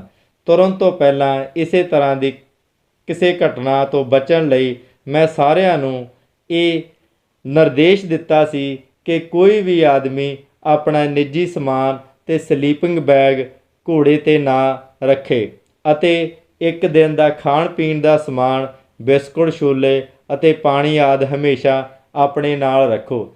ਥੋੜ੍ਹੀ ਦੇਰ ਥੱਲੇ ਉਤਰਨ ਤੋਂ ਬਾਅਦ ਅਸੀਂ ਕਿਸੇ ਗੁਫਾ, ਕਿਸੇ ਚਟਾਨ ਦੀ ਤਲਾਸ਼ ਸ਼ੁਰੂ ਕਰ ਦਿੱਤੀ, ਜਿੱਥੇ ਰਾਤ ਦੀ ਠੰਡ ਹਵਾ ਦੀ ਕੁਝ ਓਟ ਮਿਲ ਸਕੇ। ਛੇਤੀ ਹੀ ਸਾਨੂੰ ਇੱਕ ਇਸੇ ਤਰ੍ਹਾਂ ਦੀ ਓਟ ਮਿਲ ਗਈ ਅਤੇ ਜਿਸ ਦੇ 3 ਪਾਸੋਂ ਉੱਚੀਆਂ ਉੱਚੀਆਂ ਚਟਾਨਾਂ ਖੜ੍ਹੀਆਂ ਸਨ। ਵਿਚਕਾਰ ਕਿਸੇ ਦੇ ਬਹੁਤ ਦਿਨ ਪਹਿਲਾਂ ਅੱਗ ਬਾਲਣ ਦੀਆਂ ਨਿਸ਼ਾਨੀਆਂ ਵੀ ਨਜ਼ਰ ਆ ਰਹੀਆਂ ਸਨ। ਬਿਸਕੁਟ ਆਦਿ ਖਾ ਕੇ ਅਸੀਂ ਆਪਣੇ ਸਲੀਪਿੰਗ ਬੈਗ ਵਿੱਚ ਵੜ ਕੇ ਇੱਕ ਦੂਜੇ ਦੇ ਨਾਲ ਜੁੜ ਕੇ ਲੰਮੇ ਪੈ ਗਏ ਅਤੇ ਰਾਤ ਬੀਤ ਜਾਣ ਦੀ ਉਡੀਕ ਕਰਨ ਲੱਗੇ। ਰਾਤ ਨੂੰ ਠੰਡ ਬਹੁਤ ਪਈ, ਪਰ ਸ਼ੁਕਰ ਸੀ ਕਿ ਬਰਫ਼ ਨਹੀਂ ਪਈ। ਕਿਸੇ ਨਾ ਕਿਸੇ ਤਰ੍ਹਾਂ ਸੌਂਦੇ ਜਾਗਦੇ ਰਾਤ ਬੀਤ ਗਈ। ਇੱਕ ਇੱਕ ਕਰਕੇ ਤਾਰੇ ਲੋਪ ਹੁੰਦੇ ਗਏ। ਥੋੜ੍ਹੀ ਜਿਹੀ ਰੌਸ਼ਨੀ ਹੁੰਦਿਆਂ ਹੀ ਅਸੀਂ ਥੱਲੇ ਵੱਲ ਨੱਸ ਤੁਰੇ। ਕੁਝ ਦੇਰ ਚੱਲਣ ਤੋਂ ਬਾਅਦ ਹੀ ਸਾਨੂੰ ਸੋਨਮ ਅਤੇ ਹੋਰ 2 ਸਾਥੀ ਉੱਪਰ ਆਉਂਦੇ ਦਿਸੇ। ਜੋ ਸਾਡੀ ਭਾਲ ਵਿੱਚ ਸਵੇਰ ਹੁੰਦਿਆਂ ਹੀ ਨਿਕਲ ਤੁਰੇ ਸਨ। ਯਾਸਕਰ। ਹੁਣ ਅਸੀਂ ਲਦਾਖ ਦੇ ਯਾਸਕਰ ਖੇਤਰ ਵਿੱਚ ਪਹੁੰਚ ਗਏ ਸਾਂ। ਥੋੜ੍ਹਾ ਬਹੁਤ ਨਾਸ਼ਤਾ ਕਰਕੇ ਅੱਗੇ ਤੁਰ ਪੈਂਦੇ ਹਾਂ। ਕੁਝ ਦੇਰ ਬਾਅਦ ਇੱਕ ਛੋਟੇ ਜਿਹੇ ਸਤੂਪ ਕੋਲ ਪਹੁੰਚ ਜਾਂਦੇ ਹਾਂ। ਇਸ ਤਰ੍ਹਾਂ ਦੇ ਸਤੂਪ, ਜਿਸ ਨੂੰ ਚੌਰਟਨ ਕਿਹਾ ਜਾਂਦਾ ਹੈ, ਲਦਾਖ ਵਿੱਚ ਥਾਂ ਥਾਂ 'ਤੇ ਖੜ੍ਹੇ ਦਿਸਦੇ ਹਨ। ਕਿਸੇ ਪਿੰਡ ਜਾਂ ਬੌਧ ਮੰਦਰ ਦੇ ਬਾਹਰ ਜਾਂ ਕਿਸੇ ਖਾਸ ਮਹੱਤਵਪੂਰਨ ਸਥਾਨ 'ਤੇ। ਇਸ ਉਚਾਈ ਤੋਂ ਥੱਲੇ ਵੱਲ ਦੇਖਦਿਆਂ ਤਸਾਰਪ ਨਦੀ ਚਾਂਦੀ ਦੀ ਇੱਕ ਲੰਮੀ ਲਕੀਰ ਵਾਂਗ ਦਿਸ ਰਹੀ ਹੈ ਅਤੇ ਨਦੀ ਦੇ ਦੋਹਾਂ ਪਾਸੇ ਖੜ੍ਹੇ ਖੁਸ਼ਕ ਪਹਾੜ ਬਹੁਤ ਪ੍ਰਭਾਵਸ਼ਾਲੀ ਅਤੇ ਰਹੱਸ ਭਰਪੂਰ ਦ੍ਰਿਸ਼ ਪੇਸ਼ ਕਰ ਰਹੇ ਹਨ। ਅਸੀਂ ਉਤਰਾਈ ਉਤਰ ਕੇ ਤਸਾਰਪ ਨਦੀ ਦੇ ਕੰਢੇ ਤੁਰਦਿਆਂ ਤੁਰਦਿਆਂ ਛੇਤੀ ਹੀ ਯਾਸਕਰ ਦੇ ਪਹਿਲੇ ਪਿੰਡ ਕੁਰਗਿਆਖ ਦੇ ਬਾਹਰ ਜਾ ਡੇਰਾ ਲਾਉਂਦੇ ਹਾਂ। ਪਿੰਡ ਦੇ ਬਾਹਰ ਯਾਗ ਚਰਦੇ ਦਿਸ ਰਹੇ ਨੇ, ਕਾਲੇ ਡਰਾਉਣੇ ਜਿਹੇ, ਪਰ ਉਂਝ ਬਹੁਤ ਸਾਊ ਸੁਭਾਅ ਦੇ। ਇਸ ਵਾਦੀ ਵਿੱਚ ਠੰਡ ਬਹੁਤ ਹੈ। ਕੋਈ ਵੀ ਪਿੰਡ 11,000 ਫੁੱਟ ਦੀ ਉਚਾਈ ਤੋਂ ਘੱਟ ਨਹੀਂ। ਇਸ ਲਈ ਫੈਸਲਾ ਕਰਦੇ ਹਾਂ ਅਗਲੀ ਰਾਤ ਕਿਸੇ ਘਰ ਦੀ ਚਾਰ ਦੀਵਾਰੀ ਵਿੱਚ ਬਿਤਾਈ ਜਾਏ। ਹੁਣ ਰਸਤਾ ਬਹੁਤ ਚੌੜਾ ਹੋ ਗਿਆ, ਚੌੜਾ ਤੇ ਰੇਤਲਾ। ਉਤਰਾਈਆਂ ਚੜ੍ਹਾਈਆਂ ਵੀ ਬਹੁਤੀਆਂ ਨਹੀਂ। ਅਗਲੇ ਸ਼ਾਮੀ 3-4 ਵਜੇ ਅਸੀਂ ਇੱਕ ਪਿੰਡ ਵਿੱਚ ਪਹੁੰਚ ਜਾਂਦੇ ਹਾਂ ਪਰ ਪਿੰਡ ਵਿੱਚ ਕੋਈ ਬੰਦਾ ਨਜ਼ਰ ਨਹੀਂ ਆਉਂਦਾ। ਸਾਨੂੰ ਵੇਖ ਕੇ ਪਿੰਡ ਦੇ 2-3 ਕੁੱਤੇ ਭੌਂਕਣ ਲੱਗੇ। ਕੁੱਤਿਆਂ ਦੇ ਭੌਂਕਣ ਦੀ ਆਵਾਜ਼ ਸੁਣ ਕੇ 3-4 ਆਦਮੀ ਵੀ ਘਰਾਂ ਤੋਂ ਬਾਹਰ ਨਿਕਲਦੇ ਨਜ਼ਰ ਆਏ। ਪਤਾ ਲੱਗਿਆ ਕਿ ਪਦਮ ਵਿੱਚ ਦਲਾਈ ਲਾਮਾ ਆਇਆ ਹੋਇਆ ਹੈ ਅਤੇ ਬਹੁਤੇ ਲੋਕ ਉਸ ਦੇ ਦਰਸ਼ਨਾਂ ਨੂੰ ਗਏ ਹੋਏ ਹਨ। ਸੋਨਮ ਦੀ ਸਹਾਇਤਾ ਨਾਲ ਅਸੀਂ ਇੱਕ ਘਰ ਵਿੱਚ ਜਾ ਕੇ ਸਮਾਨ ਉਤਾਰਦੇ ਹਾਂ। ਮਕਾਨ ਦੇ ਕਮਰੇ ਬਹੁਤ ਹਨੇਰੇ ਅਤੇ ਛੋਟੇ ਹਨ, ਗੁਫਾਵਾਂ ਵਰਗੇ। ਇੱਕ ਰਸੋਈ ਹੀ ਸਭ ਕਮਰਿਆਂ ਵਿੱਚ ਸਭ ਤੋਂ ਵੱਡੀ ਹੈ। ਰਸੋਈ ਦੇ ਐਨ ਵਿਚਕਾਰ ਇੱਕ ਲੋਹੇ ਦਾ ਬਹੁਤ ਵੱਡਾ ਚੁੱਲ੍ਹਾ ਹੈ, ਜਿਸ ਦੀ ਮੋਟੀ ਚਿਮਨੀ ਛੱਤ ਵਿੱਚੋਂ ਹੋ ਕੇ ਸਿੱਧੀ ਬਾਹਰ ਵੱਲ ਜਾਂਦੀ ਨਜ਼ਰ ਆ ਰਹੀ ਹੈ। ਇਹ ਖਾਸ ਕਿਸਮ ਦੀ ਲੱਕੜੀ ਦੇ ਬੱਚਤ ਕਰਨ ਵਾਲੇ ਚੁੱਲ੍ਹੇ ਅਤੇ ਨਿੱਕੀਆਂ ਨਿੱਕੀਆਂ ਸ਼ੀਸ਼ੇ ਦੀਆਂ ਬਾਰੀਆਂ ਮੌਰਵੀ ਮਿਸ਼ਨਰੀਆਂ ਦੀ ਦੇਣ ਹਨ, ਜੋ ਇੱਥੇ ਸਵਾ ਕੁ ਸੌ ਸਾਲ ਪਹਿਲਾਂ ਆਏ ਸਨ। ਇਸ ਇਲਾਕੇ ਵਿੱਚ ਮੀਂਹ ਤਕਰੀਬਨ ਨਾ ਦੇ ਬਰਾਬਰ ਪੈਂਦੇ ਹਨ। ਮੀਂਹ ਦੀ ਥੁੜ ਕਾਰਨ ਪਹਾੜਾਂ ਦੀਆਂ ਢਲਾਨਾਂ 'ਤੇ ਕੋਈ ਦਰਖਤ, ਕੋਈ ਬੂਟਾ ਉੱਗਿਆ ਨਜ਼ਰ ਨਹੀਂ ਆਉਂਦਾ। ਚਸ਼ਮਿਆਂ 'ਚੋਂ ਇੱਥੋਂ ਤੱਕ ਦਾ ਪਾਣੀ ਲਿਆਇਆ ਜਾਂਦਾ ਹੈ। ਚਸ਼ਮਿਆਂ ਤੋਂ ਉੱਥੋਂ ਤੱਕ ਪਾਣੀ ਲਿਆਇਆ ਜਾਂਦਾ ਹੈ। ਖੇਤਾਂ ਦੀ ਹਰਿਆਲੀ ਸਿਰਫ ਪਿੰਡਾਂ ਦੇ ਦੁਆਲੇ ਹੀ ਨਜ਼ਰ ਆਉਂਦੀ ਹੈ। ਅਸੀਂ ਅੱਜ ਕਈ ਦਿਨ ਬਾਅਦ ਚੁੱਲ੍ਹੇ ਦੇ ਦੁਆਲੇ ਆਰਾਮ ਨਾਲ ਬੈਠ ਕੇ ਰੋਟੀ ਖਾਣ ਲੱਗਦੇ ਹਾਂ। ਇੱਕ ਦਿਨ ਤਾਂ ਬਾਹਰ ਰੋਟੀ ਬਣਾਉਂਦਿਆਂ ਬਰਫ਼ ਵੀ ਪੈਣ ਲੱਗ ਪਈ ਸੀ। ਰਾਤ ਨੂੰ ਵੀ ਯਾਕ ਤੇ ਰਿੱਛ ਦੀਆਂ ਖੱਲਾਂ ਥੱਲੇ ਵਿਛਾ ਕੇ ਆਰਾਮ ਨਾਲ ਸੌਣ ਦਾ ਆਨੰਦ ਮਾਣਿਆ।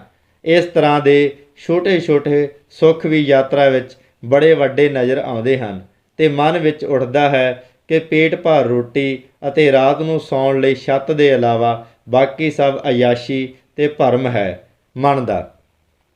ਫੁਗਤਲ ਗੌਫਾਂ। ਘਰੋਂ ਚੱਲਣ ਤੋਂ ਪਹਿਲਾਂ ਫੁਗਤਲ ਗੌਫਾਂ ਬਾਰੇ ਬਹੁਤ ਤਾਰੀਫਾਂ ਪੜ੍ਹੀਆਂ ਸਨ। ਇਹ ਸਥਾਨ ਸਾਡੇ ਰਸਤੇ ਤੋਂ ਕੁਝ ਹਟ ਕੇ ਸੀ। ਅਗਲੇ ਦਿਨ ਅਸੀਂ ਪੁਰਨਾ ਨਾਂ ਦੇ ਪਿੰਡ ਵਿੱਚ ਇੱਕ ਘਰ ਵਿੱਚ ਸਮਾਨ ਸੁੱਟ ਕੇ ਫੁਗਤਲ ਗੌਫਾਂ ਵੇਖਣ ਤੁਰ ਪੈਂਦੇ ਹਾਂ। ਇਹ 6-7 ਕਿਲੋਮੀਟਰ ਦਾ ਰਸਤਾ ਫੁਗਤਲ ਗੌਫਾਂ ਦਾ ਦ੍ਰਿਸ਼ ਅਤੇ ਵਾਤਾਵਰਨ ਇੰਨਾ ਪ੍ਰਭਾਵਸ਼ਾਲੀ ਸੀ ਕਿ ਮੇਰੇ ਸਫ਼ਰ ਦੀਆਂ ਅਭੁੱਲ ਯਾਦਾਂ ਵਿੱਚੋਂ ਇੱਕ ਹੈ ਅਤੇ ਇਸ ਦਾ ਬਿਆਨ ਕਲਮ ਜਾਂ ਜ਼ਬਾਨ ਦੀ ਸ਼ਕਤੀ ਤੋਂ ਬਾਹਰ ਹੈ। ਹਲਕੀ ਹਲਕੀ ਚੜ੍ਹਾਈ ਥੱਲੇ ਡੂੰਘੀ ਵਾਦੀ ਵਿੱਚ ਤੇਜ਼ ਰਫ਼ਤਾਰ ਨਾਲ ਵਗਦੀ ਨਾਦ ਕਰਦੀ ਲਿੰਗਤੀ ਨਦੀ ਦੇ ਦੋਹੇਂ ਪਾਸੇ ਖੜੀਆਂ 90 ਦਾ ਜਾਵੀਆਂ ਬਣਾਉਂਦੀਆਂ ਰੰਗ ਬਰੰਗੀਆਂ ਚਟਾਨਾਂ ਵਾਲੀਆਂ ਨੰਗੀਆਂ ਪਹਾੜੀਆਂ, ਜਿਵੇਂ ਕਿਸੇ ਅਮਰੀਕਨ ਫਿਲਮ ਦਾ ਦ੍ਰਿਸ਼ ਹੋਵੇ। ਇੱਕ ਨਾਜ਼ੁਕ ਜਿਹੇ ਪੁਲ ਨੂੰ ਪਾਰ ਕਰਕੇ ਅਸੀਂ ਦੂਜੇ ਪਾਸੇ ਪਹੁੰਚਦੇ ਹਾਂ। ਇੱਕ ਤਿੱਖਾ ਮੋੜ ਮੁੜਦਿਆਂ ਹੀ ਇੱਕ ਅਲੌਕਿਕ ਦ੍ਰਿਸ਼ ਆਉਂਦਾ ਹੈ। ਪਹਾੜ ਦੇ ਇੱਕ ਢਲਾਣ ਉੱਤੇ ਨਿੱਕੀਆਂ ਨਿੱਕੀਆਂ ਤਿਕੋਣੇ ਆਕਾਰ ਦੇ ਨੇਕਾਂ ਕਮਰੇ ਜਿਹੇ ਉਸਾਰੇ ਹੋਏ ਹਨ, ਜਿਵੇਂ ਪਰੀਆਂ ਦਾ ਸ਼ਹਿਰ। ਪਗਡੰਡੀ ਦੇ ਖੱਬੇ ਪਾਸੇ ਛੋਟੇ ਛੋਟੇ ਚੌਰਟਣ ਅਤੇ ਚੌਰਟਣਾਂ ਤੋਂ ਬਾਅਦ ਅਸੀਂ ਸ਼ਹਿਦ ਦੇ ਛੱਤੇ ਵਾਂਗ ਬਣੀਆਂ ਕੋਠੜੀਆਂ ਵਿੱਚੋਂ ਲੰਘਦੀਆਂ ਪੌੜੀਆਂ 'ਤੇ ਚੜ੍ਹਦੇ ਜਾ ਰਹੇ ਹਾਂ। ਸੁਣਿਆ ਸੀ ਇੱਥੇ 100 ਤੋਂ ਵੱਧ ਲਾਮੇ ਰਹਿੰਦੇ ਹਨ, ਪਰ ਕੋਈ ਵੀ ਨਜ਼ਰ ਨਹੀਂ ਆਉਂਦਾ। ਸ਼ਾਇਦ ਸਾਰੇ ਪਦਮ ਗਏ ਹਨ। ਇੱਕ ਵੱਡੇ ਸਾਰੇ ਬੂਹੇ ਸਾਹਮਣੇ ਜਾ ਕੇ ਪੌੜੀਆਂ ਦੇ ਬੂਹੇ ਵਿੱਚੋਂ ਦੀ ਹੋ ਕੇ ਕਾਲੀ ਗੁਫਾ ਵੱਲ ਚੜ੍ਹਦੀਆਂ ਨਜ਼ਰ ਆਉਂਦੀਆਂ ਹਨ ਅਤੇ ਬੂਹੇ ਦੇ ਇੱਕ ਪਾਸੇ ਇੱਕ ਵੱਡਾ ਸਾਰਾ ਪ੍ਰਾਚੀਨ ਜਿਹਾ ਢੋਲ ਨਜ਼ਰ ਆਉਂਦਾ ਹੈ। ਪੌੜੀਆਂ ਚੜ੍ਹੀਏ ਕਿ ਨਾ ਚੜ੍ਹੀਏ, ਮੈਂ ਢੋਲ ਉੱਤੇ ਡੰਡਾ ਮਾਰਦਾ ਹਾਂ। ਇੱਕ ਕੁੱਤੇ ਦੇ ਭੌਂਕਣ ਦੀ ਆਵਾਜ਼ ਸੁਣਾਈ ਦਿੰਦੀ ਹੈ। ਅਸੀਂ ਉੱਪਰ ਵੇਖਦੇ ਹਾਂ, ਇੱਕ ਉੱਚਾ ਲੰਮਾ ਲਾਮਾ ਸਾਨੂੰ ਪੌੜੀਆਂ ਥਾਣੀ ਉੱਪਰ ਆਉਣ ਦਾ ਇਸ਼ਾਰਾ ਕਰ ਰਿਹਾ ਹੈ। ਹਨੇਰੀਆਂ ਪੌੜੀਆਂ ਚੜ੍ਹਨ ਤੋਂ ਬਾਅਦ ਅਸੀਂ ਆਪਣੇ ਆਪ ਨੂੰ ਇੱਕ ਵਿਸ਼ਾਲ ਗੁਫਾ ਵਿੱਚ ਖੜਾ ਵੇਖਦੇ ਹਾਂ। ਉਸ ਦੀ ਉਚਾਈ ਤਾਜ ਮਹਿਲ ਦੇ ਗੁੰਬਦ ਤੋਂ ਵੀ ਵੱਧ ਦਿਸ ਰਹੀ ਹੈ। ਗੁਫਾ ਦੇ ਐਨ ਵਿਚਕਾਰ ਪਾਣੀ ਦਾ ਇੱਕ ਕੁੰਡ ਹੈ ਅਤੇ ਜਿਸ ਵਿੱਚ ਗੁਫਾ ਦੀ ਛੱਤ ਤੋਂ ਟਿਪ ਟਿਪ ਪਾਣੀ ਚੋਂਦਾ ਦਿਸ ਰਿਹਾ ਹੈ। ਸੱਜੇ ਪਾਸੇ ਇੱਕ ਚੁੱਲ੍ਹੇ 'ਤੇ ਚਾਹ ਦੀ ਕੇਤਲੀ ਅਤੇ ਚੁੱਲ੍ਹੇ ਦੇ ਦੁਆਲੇ 6-7 ਲਾਮੇ ਬੈਠੇ ਮਹਾਤਮਾ ਬੁੱਧ ਵਾਂਗ ਮੁਸਕਰਾਉਂਦੇ ਸਾਡੇ ਵੱਲ ਵੇਖ ਰਹੇ ਹਨ। ਇੰਝ ਅਨੁਭਵ ਹੁੰਦਾ ਹੈ ਜਿਵੇਂ ਕਿ ਜਾਦੂ ਦੇ ਚਮਤਕਾਰ ਨਾਲ ਮੈਂ ਕਿਸੇ ਪ੍ਰਾਚੀਨ ਯੁੱਗ ਵਿੱਚ ਆ ਪੁੱਜਿਆ ਹੋਵਾਂ। ਇੱਕ ਲਾਮਾ ਸਾਨੂੰ ਬੈਠਣ ਲਈ ਇਸ਼ਾਰਾ ਕਰਦਾ ਹੈ ਅਤੇ ਦੂਜਾ ਲਾਮਾ ਲੂਣ ਵਾਲੀ ਚਾਹ ਦੇ ਵੱਡੇ ਵੱਡੇ ਪਿਆਲੇ ਜਿਸ ਵਿੱਚ ਯਾਕ ਦਾ ਮੱਖਣ ਮਿਲਾਇਆ ਹੋਇਆ ਹੈ ਸਾਡੇ ਵੱਲ ਵਧਾਉਂਦਾ ਹੈ। ਚਾਹ ਪੀਣ ਤੋਂ ਬਾਅਦ ਅਸੀਂ ਉਹਨਾਂ ਦੀ ਲਾਇਬ੍ਰੇਰੀ, ਮੂਰਤੀਆਂ ਅਤੇ ਮੱਠ ਵੇਖ ਕੇ ਵਾਪਸ ਪਰਤ ਪੈਂਦੇ ਹਾਂ। ਬੁੱਧ ਮੱਤ ਅਪਣਾਉਣ ਤੋਂ ਪਹਿਲਾਂ ਇਹ ਲੋਕ ਕਿਵੇਂ ਰਹਿੰਦੇ ਹੋਣਗੇ? 8ਵੀਂ ਸ਼ਤਾਬਦੀ ਵਿੱਚ ਬੁੱਧ ਧਰਮ ਆਉਣ ਤੋਂ ਬਾਅਦ ਬੋਧੀ ਮੱਠ ਅਤੇ ਧਰਮ ਇਹਨਾਂ ਦੇ ਜੀਵਨ ਦਾ ਅਟੁੱਟ ਅੰਗ ਬਣ ਗਿਆ ਹੈ। ਤਿੱਬਤ ਉੱਤੇ ਚੀਨ ਦੇ ਕਬਜ਼ੇ ਤੋਂ ਬਾਅਦ ਬੁੱਧ ਧਰਮ ਆਪਣੇ ਪ੍ਰਾਚੀਨ ਅਤੇ ਖਾਲਸ ਰੂਪ ਵਿੱਚ ਹੁਣ ਸਿਰਫ ਲੱਦਾਖ ਵਿੱਚ ਹੀ ਵੇਖਣ ਨੂੰ ਮਿਲਦਾ ਹੈ। ਇਹ ਵੀ ਸ਼ਾਇਦ ਬੁੱਧ ਧਰਮ ਦਾ ਹੀ ਪ੍ਰਭਾਵ ਹੈ ਕਿ ਇੱਥੋਂ ਦੇ ਵਸਨੀਕ ਇੰਨੇ ਔਖੇ ਹਾਲਾਤ ਅਤੇ ਵਾਤਾਵਰਨ 'ਚ ਰਹਿੰਦਿਆਂ ਹੋਇਆਂ ਵੀ ਬੜੀ ਬਹਾਦਰੀ ਨਾਲ ਜਿਉਂਦੇ ਅਤੇ ਮੁਸਕਰਾਉਂਦੇ ਦਿਸਦੇ ਹਨ। ਬੁੱਧ ਮੱਠ, ਜਿਸ ਨੂੰ ਗੋਪਾਂ ਜਾਂ ਗੌਫਾਂ ਕਿਹਾ ਜਾਂਦਾ ਹੈ, ਆਮ ਤੌਰ 'ਤੇ ਪਿੰਡ ਤੋਂ ਬਾਹਰ ਕਿਸੇ ਉੱਚੇ ਟਿੱਲੇ 'ਤੇ ਬਣਾਏ ਜਾਂਦੇ ਹਨ। ਕਈ ਗੌਫੇ ਬਹੁਤ ਛੋਟੇ ਅਤੇ ਕਈ ਬਹੁਤ ਪ੍ਰਭਾਵਸ਼ਾਲੀ ਅਤੇ ਵੱਡੇ ਹਨ। ਵੱਡੇ ਗੌਫਿਆਂ ਵਿੱਚ ਮਹਾਤਮਾ ਬੁੱਧ, ਗੁਰੂ ਪਦਮ ਸੰਭਵ ਦੀਆਂ ਮੂਰਤੀਆਂ ਦੇ ਇਲਾਵਾ ਕਈ ਤਰ੍ਹਾਂ ਦੇ ਢੋਲ, ਤੂਤਣੀਆਂ, ਹੱਥ ਲਿਖਤ ਅਤੇ ਖਰੜੇ ਅਤੇ ਪੂਜਾ ਦੀ ਸਮੱਗਰੀ ਪਈ ਰਹਿੰਦੀ ਹੈ। ਸਾਰਾ ਵਾਤਾਵਰਨ ਬਹੁਤ ਰੂਹਾਨੀ ਅਤੇ ਸੂਖਮ ਲੱਗਦਾ ਹੈ। ਕਿਹਾ ਜਾਂਦਾ ਹੈ ਗੁਰੂ ਪਦਮ ਸੰਭਵ ਨੇ ਕਈ 100 ਸਾਲ ਪਹਿਲਾਂ ਪੰਜਾਬ ਤੋਂ ਲੱਦਾਖ ਅਤੇ ਤਿੱਬਤ ਜਾ ਕੇ ਬੁੱਧ ਧਰਮ ਦਾ ਪ੍ਰਚਾਰ ਕੀਤਾ। ਇਸ ਤੋਂ ਬਾਅਦ ਅਸੀਂ 2 ਦਿਨ ਘਰਾਂ ਅਤੇ ਗੌਫਿਆਂ ਵਿੱਚ ਰਹਿੰਦੇ ਹੋਏ ਪਦਮ ਪਹੁੰਚ ਜਾਂਦੇ ਹਾਂ। ਇਹ ਪਿੰਡ ਬਰਫ਼ਾਂ ਨਾਲ ਢਕੇ ਹੋਏ ਪਹਾੜਾਂ ਵਿਚਕਾਰ ਇੱਕ ਵਿਸ਼ਾਲ ਮੈਦਾਨ ਦੇ ਇੱਕ ਪਾਸੇ ਵਸਿਆ ਹੋਇਆ ਹੈ। ਇੱਥੇ ਤਸਾਰਪ ਲਿੰਗਤੀ ਦਰਿਆ ਦੇ ਅਤੇ ਪੱਛਮ ਤੋਂ ਆ ਰਿਹਾ ਸਿੰਧ ਦਰਿਆ ਮਿਲ ਕੇ ਯਾਸਕਰ ਦਰਿਆ ਦਾ ਨਾਮ ਧਾਰਨ ਕਰਦੇ ਹਨ, ਜੋ ਉੱਤਰ ਵੱਲ ਵਗਦਾ ਹੋਇਆ ਅੱਗੇ ਜਾ ਕੇ ਸਿੰਧ ਦਰਿਆ ਵਿੱਚ ਜਾ ਮਿਲਦਾ ਹੈ। ਕਈ ਹਜ਼ਾਰ ਸਾਲ ਪਹਿਲਾਂ ਪਦਮ ਦੇ ਮੈਦਾਨ ਦੇ ਸਥਾਨ 'ਤੇ ਇੱਕ ਵਿਸ਼ਾਲ ਸਰੋਵਰ ਹੁੰਦਾ ਸੀ। ਕਿਸੇ ਭੂਗੋਲਿਕ ਘਟਨਾ ਕਾਰਨ ਸਰੋਵਰ ਦਾ ਪਾਣੀ ਦਰਿਆ ਵਿੱਚ ਵਹਿ ਤੁਰਿਆ ਅਤੇ ਪਿੱਛੇ 3-4 ਮੀਲ ਲੰਬਾ ਅਤੇ ਇੰਨਾ ਚੌੜਾ ਮੈਦਾਨ ਛੱਡ ਗਿਆ। ਮੈਦਾਨ ਦੇ ਦੂਜੇ ਸਿਰੇ 'ਤੇ ਦਲਾਈ ਲਾਮਾ ਅਤੇ ਉਸ ਦੇ ਦਰਸ਼ਨਾਂ ਲਈ ਆਏ ਲੋਕਾਂ ਦੇ ਤੰਬੂ ਲੱਗੇ ਦਿਸ ਰਹੇ ਸਨ। ਸਾਨੂੰ ਭੁੱਖ ਬਹੁਤ ਲੱਗੀ ਸੀ ਅਤੇ ਇਸ ਵੇਲੇ ਸਿਰਫ ਖਾਣ ਪੀਣ ਲਈ ਉੱਥੇ ਹੀ ਕੁਝ ਮਿਲ ਸਕਦਾ ਸੀ। ਅਸੀਂ ਸਮਾਨ ਇੱਕ ਸਕੂਲ ਦੇ ਕਮਰੇ ਵਿੱਚ ਸੁੱਟ ਕੇ ਅਤੇ ਉਸ ਪਾਸੇ ਚੱਲ ਪੈਂਦੇ ਹਾਂ। ਛੋਟੀਆਂ ਛੋਟੀਆਂ ਟੋਲੀਆਂ ਅਤੇ ਯਾਸਕਾਰੀ ਆਦਮੀ ਤੀਵੀਆਂ ਪੈਦਲ ਜਾਂ ਆਪਣੇ ਛੋਟੇ ਕੱਦ ਦੇ ਖੂਬਸੂਰਤ ਘੋੜਿਆਂ 'ਤੇ ਵਾਪਸ ਆ ਰਹੇ ਦਿਸਦੇ ਹਨ। ਯਾਸਕਾਰੀ ਜਾਂ ਲੱਦਾਖੀ ਤੀਵੀ ਜਦ ਪੂਰੀ ਤਰ੍ਹਾਂ ਸੱਜ ਧੱਜ ਕੇ ਨਿਕਲਦੀ ਹੈ ਤਾਂ ਕਿਸੇ ਰਾਜਕੁਮਾਰੀ ਤੋਂ ਘੱਟ ਨਹੀਂ ਲੱਗਦੀ। ਲੰਮੇ ਲੰਮੇ ਚੋਗੇ ਉੱਪਰ ਫਰਦਾਰ ਵਾਸਕਟਾਂ, ਕਾਲਰ ਮੋੜ ਕੇ ਗਰਦਨ ਦੇ ਉੱਪਰ ਕੀਤੇ ਹੋਏ ਰੰਗ ਬਿਰੰਗੇ ਹਾਰ ਸ਼ਿੰਗਾਰ ਨਾਲ ਲੱਦੀ ਹੋਈ। ਸਿਰ ਦੇ ਉੱਤੇ ਇੱਕ ਖਾਸ ਕਿਸਮ ਦਾ ਪਹਿਰਾਵਾ ਜਿਸ ਨੂੰ ਪਰਕ ਕਹਿੰਦੇ ਹਨ। ਇਹ ਪਹਿਰਾਵਾ ਸਿਰਫ ਸਿਰ ਤੋਂ ਹੋ ਕੇ ਗਰਦਨ ਦੇ ਥੱਲੇ ਤੱਕ ਚਲਿਆ ਜਾਂਦਾ ਹੈ, ਜਿਸ ਉੱਤੇ ਕਈ ਤਰ੍ਹਾਂ ਦੇ ਕੀਮਤੀ ਪੱਥਰ ਫਰੋਜੇ ਆਦਿ ਜੜੇ ਹੁੰਦੇ ਹਨ। ਇਹ ਪਰਕ ਮਾਂ ਤੋਂ ਧੀ ਨੂੰ ਵਿਆਹ ਦੇ ਸਮੇਂ ਮਿਲਦੀ ਰਹਿੰਦੀ ਹੈ ਅਤੇ ਇਸ ਦੀ ਕੀਮਤ 10,000 ਤੋਂ ਲੈ ਕੇ 30-40 ਹਜ਼ਾਰ ਰੁਪਏ ਤੱਕ ਹੋ ਸਕਦੀ ਹੈ। ਦੁਪਹਿਰ ਦੇ 2 ਵੱਜ ਚੁੱਕੇ। ਜਦ ਅਸੀਂ ਮੈਦਾਨ ਦੇ ਬਿਲਕੁਲ ਵਿਚਕਾਰ ਚੱਲ ਰਹੇ ਸਾਂ ਤਾਂ ਸਾਨੂੰ ਇੱਕ ਜ਼ੋਰਦਾਰ ਅਤੇ ਰੇਤਲੀ ਹਨੇਰੀ ਨੇ ਆਣ ਘੇਰਿਆ। ਮੈਨੂੰ ਆਪਣਾ ਚਿਹਰਾ ਅਤੇ ਅੱਖਾਂ ਪੱਗ ਦੇ ਲੜ ਨਾਲ ਲਪੇਟਣੀਆਂ ਪਈਆਂ। ਤੁਰਨਾ ਮੁਸ਼ਕਲ ਹੋ ਗਿਆ। ਬਾਅਦ 'ਚ ਪਤਾ ਲੱਗਾ ਇਹ ਹਨੇਰੀਆਂ ਇੱਥੇ ਰੋਜ਼ ਦੁਪਹਿਰ ਵੇਲੇ ਵਗਦੀਆਂ ਹਨ। ਦਲਾਈ ਲਾਮਾ ਦੇ ਪੰਡਾਲ ਦੁਆਲੇ ਸਾਨੂੰ ਬਹੁਤ ਸਾਰੇ ਵੱਡੇ ਵੱਡੇ ਤੰਬੂ ਲੱਗੇ ਦਿਸੇ, ਬਹੁਤ ਪ੍ਰਾਚੀਨ ਕਿਸਮ ਦੇ, ਜਿਵੇਂ ਚੰਗੇਜ਼ ਖਾਨ ਦੀਆਂ ਫੌਜਾਂ ਦੇ ਡੇਰੇ ਪਾਏ ਹੋਏ ਹੋਣ। ਸਾਨੂੰ ਵੇਖ ਕੇ ਇੱਕ ਲਾਮਾ ਸਾਨੂੰ ਲੰਗਰ ਦੇ ਪੰਡਾਲ ਵਿੱਚ ਲੈ ਜਾਂਦਾ ਹੈ ਤਾਂ ਸਾਡੀ ਜਾਨ ਵਿੱਚ ਜਾਨ ਆਉਂਦੀ ਹੈ। ਰਸਤਾ ਬਦਲਣਾ। ਇੱਥੋਂ ਤੱਕ ਪਹੁੰਚਦਿਆਂ ਸਾਨੂੰ 10 ਦਿਨ ਲੱਗ ਗਏ। ਇੱਕ ਸਾਥੀ ਬਿਮਾਰ ਅਤੇ ਦੂਜੇ ਨੂੰ ਇੱਕ ਨਾਲਾ ਪਾਲ ਕਰਦਿਆਂ ਸੱਟ ਲੱਗ ਗਈ ਸੀ। ਤੀਸਰਾ ਅਸ਼ੋਕ ਚੈਟਰਜੀ ਵੀ ਹਿੰਮਤ ਛੱਡ ਬੈਠਾ। ਸੋਨਮ ਨਾਲ ਵੀ ਘੋੜਿਆਂ ਦਾ ਪ੍ਰਬੰਧ ਪਦਮ ਤੱਕ ਹੀ ਸੀ। ਪਦਮ ਤੋਂ ਲਾਮਾਯਰੂ ਲੇਹ ਕੋਲ ਜਾਣ ਲਈ ਇੱਥੋਂ ਕੋਈ ਘੋੜੇ ਵਾਲਾ ਰਾਜੀ ਨਾ ਹੋਇਆ। ਦਲਾਈ ਲਾਮਾ ਦੇ ਇੱਥੇ ਹੋਣ ਕਾਰਨ ਇਹ ਵੀ ਪਤਾ ਲੱਗਾ ਪਦਮ ਤੋਂ ਲਾਮਾਯਰੂ ਦਾ ਰਸਤਾ ਬਹੁਤ ਕਠਿਨ ਹੈ। ਹਰ ਰੋਜ਼ 1 ਜਾਂ 2 ਦर्रे 15,000 ਫੁੱਟ ਤੋਂ ਉੱਚੇ ਪਾਰ ਕਰਨੇ ਪੈਂਦੇ ਹਨ। ਬਿਨਾਂ ਘੋੜਿਆਂ ਤੇ 7-8 ਦਿਨ ਦਾ ਖਾਣ ਪੀਣ ਦਾ ਸਮਾਨ ਅਤੇ ਤੰਬੂ ਵਗੈਰਾ ਚੁੱਕ ਕੇ ਇਹ ਸਫ਼ਰ ਕਰਨਾ ਮੁਸ਼ਕਿਲ ਹੀ ਨਹੀਂ ਬਲਕਿ ਅਸੰਭਵ ਹੈ।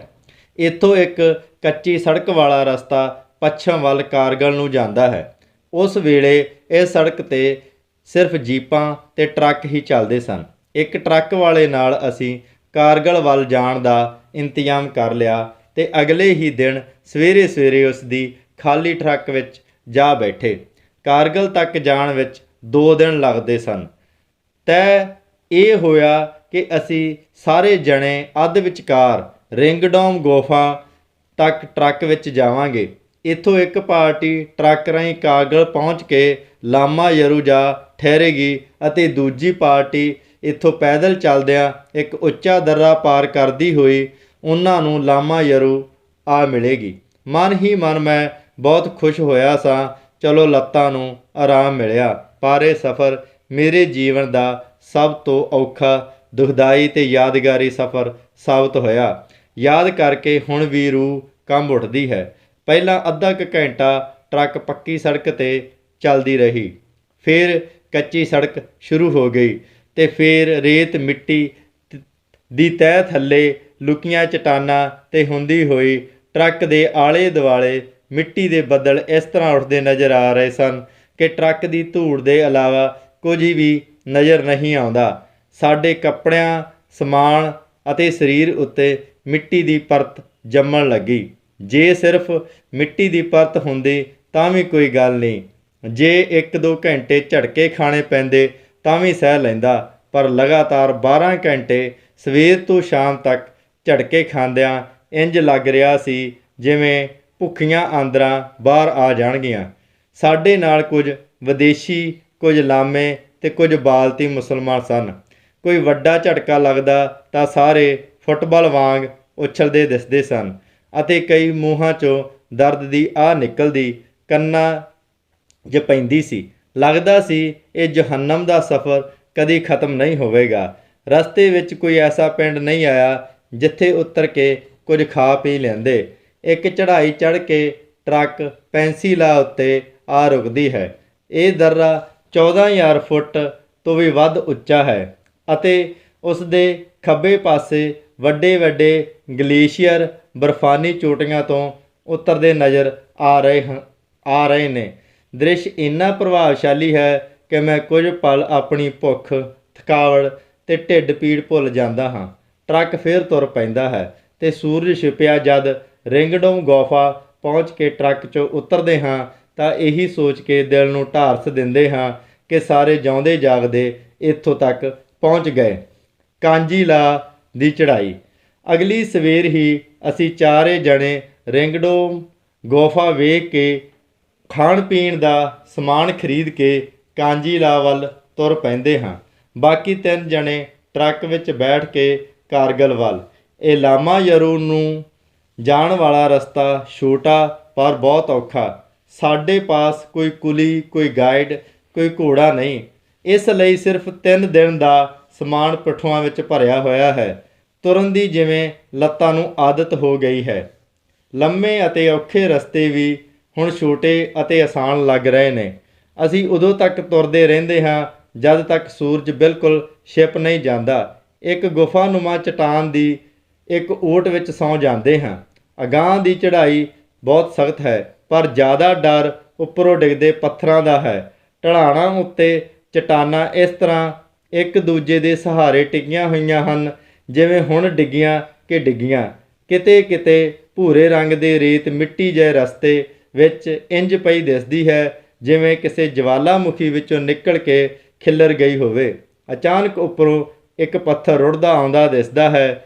ਕੁਝ ਪਲ ਬਾਅਦ ਠਾਹ ਕਰਕੇ ਥੱਲੇ ਨਾਲੇ ਵਿੱਚ ਜਾ ਡਿੱਗਦਾ ਹੈ। ਫਿਰ ਉਸ ਤੋਂ ਬਾਅਦ ਦੂਸਰਾ ਤੇ ਤੀਸਰਾ ਪੱਥਰ। ਅਸੀਂ ਇਸ ਉਡੀਕ ਵਿੱਚ ਰੁਕ ਜਾਂਦੇ ਹਾਂ ਜਿੰਨੇ ਪੱਥਰ ਡਿੰਗੜੇ ਹਨ ਡਿੱਗ ਪੈਣ, ਇਸ ਤੋਂ ਬਾਅਦ ਚੱਲਾਂਗੇ। ਪਰ ਪੱਥਰ ਡਿੱਗਣ ਦਾ ਸਿਲਸਿਲਾ ਵੱਧਦਾ ਗਿਆ ਤੇ ਫਿਰ ਜ਼ਬਰਦਸਤ ਦਿਲ ਕੰਬਾ ਦੇਣ ਵਾਲੇ ਸ਼ੋਰ ਨਾਲ ਉੱਪਰੋਂ ਪਹਾੜ ਦਾ ਇੱਕ ਬਹੁਤ ਵੱਡਾ ਹਿੱਸਾ ਥੱਲੇ ਵੱਲ ਰੁੜਨਾ ਸ਼ੁਰੂ ਹੁੰਦਾ ਹੈ। ਅਸੀਂ ਆਪਣੇ ਬਚਾਓ ਲਈ ਬਹੁਤ ਪਿੱਛੇ ਹਟ ਕੇ ਅਵਾਕ ਖੜ੍ਹੇ ਉਸ ਲੈਂਡਸਲਾਈਡ ਨੂੰ ਵੇਖਦੇ ਹਾਂ। ਇੰਜ ਲੱਗਦਾ ਹੈ ਜਿਵੇਂ ਸੈਂਕੜੇ ਤੋਪਾਂ ਇੱਕਦਮ ਚੱਲ ਰਹੀਆਂ ਹੋਣ। ਗਰਜਣ ਨਾਲ ਸਾਰਾ ਵਾਯੂਮੰਡਲ ਕੰਬ ਉੱਠਦਾ ਹੈ। 2 ਘੰਟੇ ਬਾਅਦ ਜਦ ਇਹ ਲੈਂਡਸਲਾਈਡ ਬੰਦ ਹੁੰਦਾ ਹੈ, ਅਸੀਂ ਦੇਖਦੇ ਹਾਂ ਕਿ ਸਾਡੀ ਪਗਡੰਡੀ ਦਾ ਕਿਤੇ ਨਾਮੋ ਨਿਸ਼ਾਨ ਤੱਕ ਨਹੀਂ ਰਿਹਾ। ਅਸੀਂ ਆਪਣੀਆਂ ਕੁਹਾੜੀਆਂ ਨਾਲ ਰਸਤਾ ਬਣਾਉਂਦੇ ਤੇ ਬਹੁਤ ਸੋਚ ਸੰਭਲ ਕੇ ਪੈਰ ਧਰਦੇ ਅਤੇ ਖਿਸਕਣ ਵਾਲੇ ਪੱਥਰਾਂ ਤੋਂ ਬਚਦੇ ਅੱਗੇ ਤੁਰਨ ਲੱਗਦੇ ਹਾਂ। ਰਸਤੇ 2 ਤਰ੍ਹਾਂ ਦੇ ਹਨ, ਇੱਕ ਖਿਸਕਦੇ ਪੱਥਰਾਂ ਤੋਂ ਤਿਲਕਣ ਦਾ ਤੇ ਦੂਜਾ ਉੱਪਰੋਂ ਕਿਸੇ ਪੱਥਰ ਦਾ। 15 ਮਿੰਟ ਦੇ ਰਸਤੇ ਨੂੰ ਪਾਰ ਕਰਦਿਆਂ 1 ਘੰਟੇ ਤੋਂ ਵੱਧ ਸਮਾਂ ਲੱਗ ਗਿਆ। ਜਦੋਂ 17,000 ਫੁੱਟ ਉੱਤੇ ਕਾਂਜੀਲਾ ਉੱਪਰ ਪਹੁੰਚਦੇ ਹਾਂ ਤਾਂ 3 ਵੱਜ ਚੁੱਕੇ ਸਨ ਤੇ ਇੱਥੋਂ ਦੀ ਪਰੰਪਰਾ ਅਤੇ ਕਾਇਦੇ ਅਨੁਸਾਰ ਸਾਨੂੰ ਇਹ ਦर्रा 1 ਵਜੇ ਤੋਂ ਪਹਿਲਾਂ ਪਾਰ ਕਰ ਲੈਣਾ ਚਾਹੀਦਾ ਸੀ। ਫਿਰ ਵੀ ਅਸਾਂ ਸੋਚਿਆ ਇਹ ਜ਼ਰੂਰੀ ਨਹੀਂ ਕਿ ਬਰਫਾਨੀ ਝੱਖੜ ਅੱਜ ਵੀ ਆਉਣ, ਪਰ ਕੁਦਰਤ ਵੀ ਜਿਵੇਂ ਸਾਡੀ ਉਡੀਕ ਕਰ ਰਹੀ ਸੀ। ਹਾਲੇ ਲੱਤਾਂ ਨੂੰ ਆਰਾਮ ਦੇਣ ਲਈ ਇੱਕ ਚਟਾਨ 'ਤੇ ਬੈਠੇ ਹੀ ਸਾਂ ਕਿ ਤੇਜ਼ ਹਵਾ ਚੱਲਣ ਲੱਗ ਪਈ ਅਤੇ ਨਾਲ ਹੀ ਆਲੇ ਦੁਆਲੇ ਦੀਆਂ ਢਲਾਣਾਂ 'ਤੇ ਪਈ ਬਰਫ਼ ਆਪਣੇ ਨਾਲ ਲਪੇਟਦੀ ਲਿਆਈ। ਇੰਜ ਲੱਗਣ ਲੱਗਾ ਜਿਵੇਂ ਅਸੀਂ ਬਰਫ਼ ਦੇ ਰੇਗਿਸਤਾਨ ਵਿੱਚ ਖੜ੍ਹੇ ਹੋਈਏ। ਅਸੀਂ ਇੱਕਦਮ ਇੱਕ ਉੱਚੀ ਚਟਾਨ ਦੀ ਓਟ ਵਿੱਚ ਆਪਣੇ ਆਲੇ ਦੁਆਲੇ ਪਲਾਸਟਿਕ ਦੀਆਂ ਸ਼ੀਟਾਂ ਲਪੇਟ ਕੇ ਬੈਠ ਗਏ ਅਤੇ ਫੁਰ-ਫੁਰ ਕਰਦੇ ਬਰਫਾਨੀ ਤੂਫਾਨ ਦੇ ਬੰਦ ਹੋਣ ਦੀ ਉਡੀਕ ਕਰਨ ਲੱਗੇ ਦੇ ਹਾਂ। ਮਨ ਹੀ ਮਨ ਵਿੱਚ ਮੈਂ ਪੜ੍ਹੇ ਅਤੇ ਸੁਣੇ ਹੋਏ ਹਾਦਸਿਆਂ ਬਾਰੇ ਸੋਚ ਰਿਹਾ ਹਾਂ, ਜਿਸ ਵਿੱਚ ਫਸ ਕੇ ਇੰਜ ਹੀ ਕਈ ਮੁਸਾਫਰ, ਕਈ ਟਰੈਕਰ ਠੰਡ ਨਾਲ ਜੰਮ ਕੇ ਠੰਡੇ ਹੋ ਗਏ, ਜਿਨ੍ਹਾਂ ਦੀਆਂ ਬਰਫ਼ ਅਤੇ ਆਕੜੀਆਂ ਲਾਸ਼ਾਂ ਲਈ ਕਈ ਮਹੀਨਿਆਂ ਅਤੇ ਸਾਲਾਂ ਬਾਅਦ ਮਿਲੀਆਂ। ਇਸ ਤਰ੍ਹਾਂ ਦੇ ਹਾਦਸੇ ਵਿੱਚ ਫਸਿਆ ਆਦਮੀ ਹਮੇਸ਼ਾ ਇਹੀ ਸੋਚਦਾ ਹੈ ਇਹ ਘਟਨਾ ਉਸ ਨਾਲ ਨਹੀਂ ਵਾਪਰੇਗੀ। ਤਕਰੀਬਨ 1 ਘੰਟੇ ਬਾਅਦ ਇਹ ਤੂਫਾਨ ਬੰਦ ਹੋ ਗਿਆ ਤੇ ਅਸੀਂ ਆਪਣੇ ਕੱਪੜਿਆਂ ਤੋਂ ਬਰਫ਼ ਝਾੜਦੇ ਬੜੀ ਤੇਜ਼ੀ ਨਾਲ ਉਤਰਾਈ ਉਤਰਨ ਲੱਗ ਗਏ ਤੇ ਇੱਕ ਗੁਫਾ ਵਿੱਚ ਰਾਤ ਬਿਤਾਉਣ ਤੋਂ ਬਾਅਦ ਪ੍ਰਾਚੀਨ ਜਿਹੇ ਦਿਸ ਰਹੇ ਕਾਂਜੀ ਪਿੰਡ 'ਚ ਰੁਕਦੇ ਅਤੇ ਅਗਲੀ ਸਵੇਰ ਅਸੀਂ ਇੱਕ ਛੋਟੇ ਜਿਹੇ ਪੁਰਾਣੇ ਕਾਰਵਾਂ ਮਾਰਗ ਦੇ ਰਸਤੇ ਚੱਲਦੇ ਹੋਏ ਲਾਮਾ ਯਰੂ ਪਹੁੰਚਦੇ ਹਾਂ, ਜਿੱਥੇ ਸਾਡੇ 3 ਸਾਥੀ 1 ਦਿਨ ਪਹਿਲਾਂ ਪਹੁੰਚ ਗਏ ਸਨ। ਲਾਮਾ ਯਰੂ ਇੱਕ ਬਹੁਤ ਪ੍ਰਾਚੀਨ ਬੋਧੀ ਮੱਠ ਹੈ ਅਤੇ ਆਲੇ ਦੁਆਲੇ ਦੇ ਪਹਾੜਾਂ ਨੂੰ ਵੇਖ ਕੇ ਇੰਜ ਲੱਗਦਾ ਹੈ ਜਿਵੇਂ ਵਗਦਾ ਲਾਵਾ ਇੱਥੇ ਆ ਕੇ ਜੰਮ ਗਿਆ ਹੋਵੇ। ਲਾਮਾ ਯਰੂ ਤੋਂ ਇੱਕ ਟਰੱਕ 'ਚ ਲਿਫਟ ਲੈ ਕੇ ਅਸੀਂ ਅਗਲੇ ਦਿਨ ਹੀ ਲੇਹ ਪਹੁੰਚ ਜਾਂਦੇ ਹਾਂ। ਪਿਛਲੇ ਕੁਝ ਸਾਲਾਂ ਤੋਂ ਲੇਹ ਲਦਾਖ ਦਾ ਇਹ ਹਿੱਸਾ ਵਿਦੇਸ਼ੀ ਸੈਲਾਨੀਆਂ ਲਈ ਖੁੱਲ੍ਹ ਗਿਆ ਹੈ ਅਤੇ ਇਸ ਦੇ ਪ੍ਰਾਚੀਨ ਗਲੀਆਂ ਬਾਜ਼ਾਰਾਂ ਵਿੱਚ ਦੇਸੀ ਅਤੇ ਵਿਦੇਸ਼ੀ ਸੈਲਾਨੀ, ਕਸ਼ਮੀਰੀ ਫੌਜੀ ਅਤੇ ਲਦਾਖੀ ਘੁੰਮਦੇ ਫਿਰਦੇ ਨਜ਼ਰ ਆਉਂਦੇ ਹਨ। 100 ਸਾਲ ਜਾਂ ਇਸ ਤੋਂ ਪਹਿਲਾਂ ਵੀ ਇਸੇ ਤਰ੍ਹਾਂ ਦੇ ਲੋਕ ਨਜ਼ਰ ਆਉਂਦੇ ਸਨ, ਪਰ ਉਦੋਂ ਕਾਰਾਂ ਅਤੇ ਬੱਸਾਂ ਦੀ ਥਾਂ ਘੋੜਿਆਂ ਅਤੇ ਖੱਚਰਾਂ ਦੇ ਕਾਰਵਾਂ ਹੁੰਦੇ ਸਨ। ਸਮਰਕੰਦੀ ਕਜ਼ਾਕ, ਰੂਸੀ, ਚੀਨੀ, ਤਿੱਬਤੀ, ਕਾਸ਼ਗਾਰੀ ਅਤੇ ਹਿੰਦੁਸਤਾਨੀ ਤਾਜਰ ਹੁੰਦੇ ਸਨ। ਅੱਜ ਤੋਂ ਤਕਰੀਬਨ 300 ਸਾਲ ਪਹਿਲਾਂ ਮੱਧ ਏਸ਼ੀਆ ਤੋਂ ਆਏ ਤਾਜਰਾਂ ਨੇ ਲੇਹ ਨੂੰ ਫਤਿਹ ਕਰ ਲਿਆ ਅਤੇ ਇੱਥੋਂ ਦੇ ਬੋਧੀ ਰਾਜਾ ਨੇ ਕਸ਼ਮੀਰ ਵਿੱਚ ਪਨਾਹ ਲਈ। ਔਰੰਗਜ਼ੇਬ ਦੇ ਗਵਰਨਰ ਇਬਰਾਹਿਮ ਖਾਨ ਨੇ ਉਸ ਦੀ ਸਹਾਇਤਾ ਇਸ ਸ਼ਰਤ 'ਤੇ ਕਰਨ ਦਾ ਦਾਅਵਾ ਕੀਤਾ ਕਿ ਉਹ ਮੁਸਲਮਾਨ ਹੋ ਜਾਏਗਾ।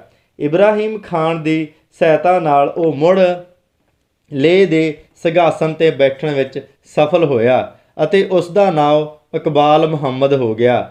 ਪਰ ਉਸ ਦੇ ਮਰਨ ਤੋਂ ਬਾਅਦ ਉਸ ਦਾ ਪੁੱਤਰ ਮੁੜ ਆਪਣੇ ਧਰਮ ਵਿੱਚ ਵਾਪਸ ਆ ਗਿਆ। ਮਹਾਰਾਜਾ ਰਣਜੀਤ ਸਿੰਘ ਦੇ ਸਮੇਂ ਜਨਰਲ ਜ਼ੋਰਾਵਰ ਸਿੰਘ ਨੇ ਲਦਾਖ ਨੂੰ ਆਪਣੇ ਕਬਜ਼ੇ ਵਿੱਚ ਕਰ ਲਿਆ ਅਤੇ ਇਸ ਤੋਂ ਬਾਅਦ ਅੱਜ ਤੱਕ ਇਹ ਕਸ਼ਮੀਰ ਪ੍ਰਾਂਤ ਦਾ ਹਿੱਸਾ ਹੈ। ਸ਼ਹਿਰ ਦੇ ਉੱਪਰ ਲੇਹ ਦਾ ਮਹਿਲ ਅਤੇ ਆਲੇ ਦੁਆਲੇ ਬਹੁਤ ਮਸ਼ਹੂਰ ਅਤੇ ਵੱਡੇ ਵੱਡੇ ਬੋਧੀ ਮੱਠ, ਜਿਨ੍ਹਾਂ ਵਿੱਚੋਂ ਹੇਮਸ ਗੁਫਾ, ਛੇ ਗੁਫਾ ਅਤੇ ਥਿਕਸੇ ਗੁਫਾ ਮਹੱਤਵਪੂਰਨ ਹਨ। 3 ਦਿਨ ਇੱਥੇ ਰਹਿਣ ਤੋਂ ਬਾਅਦ ਅਸੀਂ ਕਾਰਗਿਲ ਸ਼੍ਰੀਨਗਰ ਹੁੰਦੇ ਹੋਏ ਦਿੱਲੀ ਵਾਪਸ ਪਹੁੰਚ ਜਾਂਦੇ ਹਾਂ। ਸਾਥੀਓ, ਇਹ ਸੀ ਬਾਬਾ ਜੀ ਦੇ ਟਰੈਕਿੰਗ ਦੇ ਲੇਹ ਤੋਂ ਮਨਾਲੀ ਤੱਕ ਦੀ ਕਹਾਣੀ। ਕਿਵੇਂ ਉਹ ਮੁਸ਼ਕਲਾਂ ਨੂੰ ਪਾਰ ਕਰਦੇ ਹੋਏ ਲੇਹ ਪਹੁੰਚਦੇ ਹਨ ਅਤੇ ਉਹ ਮੁਸ਼ਕਲਾਂ ਦਾ ਵੱਖ-ਵੱਖ ਤਰ੍ਹਾਂ ਨਾਲ ਸਾਹਮਣਾ ਵੀ ਕਰਦੇ ਅੱਗੇ ਤੋਂ ਅੱਗੇ ਆਪਣੀ ਮੰਜ਼ਿਲ ਵੱਲ ਵੱਧਦੇ ਜਾਂਦੇ ਹਨ। ਇਸੇ ਕਿਤਾਬ ਵਿੱਚੋਂ ਬਾਬਾ ਜੀ ਦੇ ਸਫ਼ਰ ਦੀ ਇੱਕ ਹੋਰ ਕਹਾਣੀ ਦੂਸਰੀ ਵੀਡੀਓ ਵਿੱਚ ਪੜ੍ਹਾਂਗੇ, ਜੋ ਕਿ ਲੇਹ ਦੇ ਨਜ਼ਦੀਕ ਸਟਾ ਕਾਂਗੜੀ ਪਹਾੜੀ ਬਾਰੇ ਹੈ। ਬਾਕੀ ਇਸ ਕਿਤਾਬ ਬਾਰੇ ਬਾਬਾ ਜੀ ਦੇ ਕੀਤੇ ਹੋਰ ਸਫ਼ਰਾਂ ਬਾਰੇ ਵੀ ਸੰਖੇਪ ਜੀ ਚਰਚਾ ਕਰਾਂਗੇ। ਮਿਲਦੇ ਹਾਂ ਜੰਗਲ ਜੰਗਲ ਪਰਬਤ ਪਰਬਤ ਸਫ਼ਰਨਾਮੇ ਦੇ ਦੂਸਰੇ ਪਾਰਟ ਵਿੱਚ।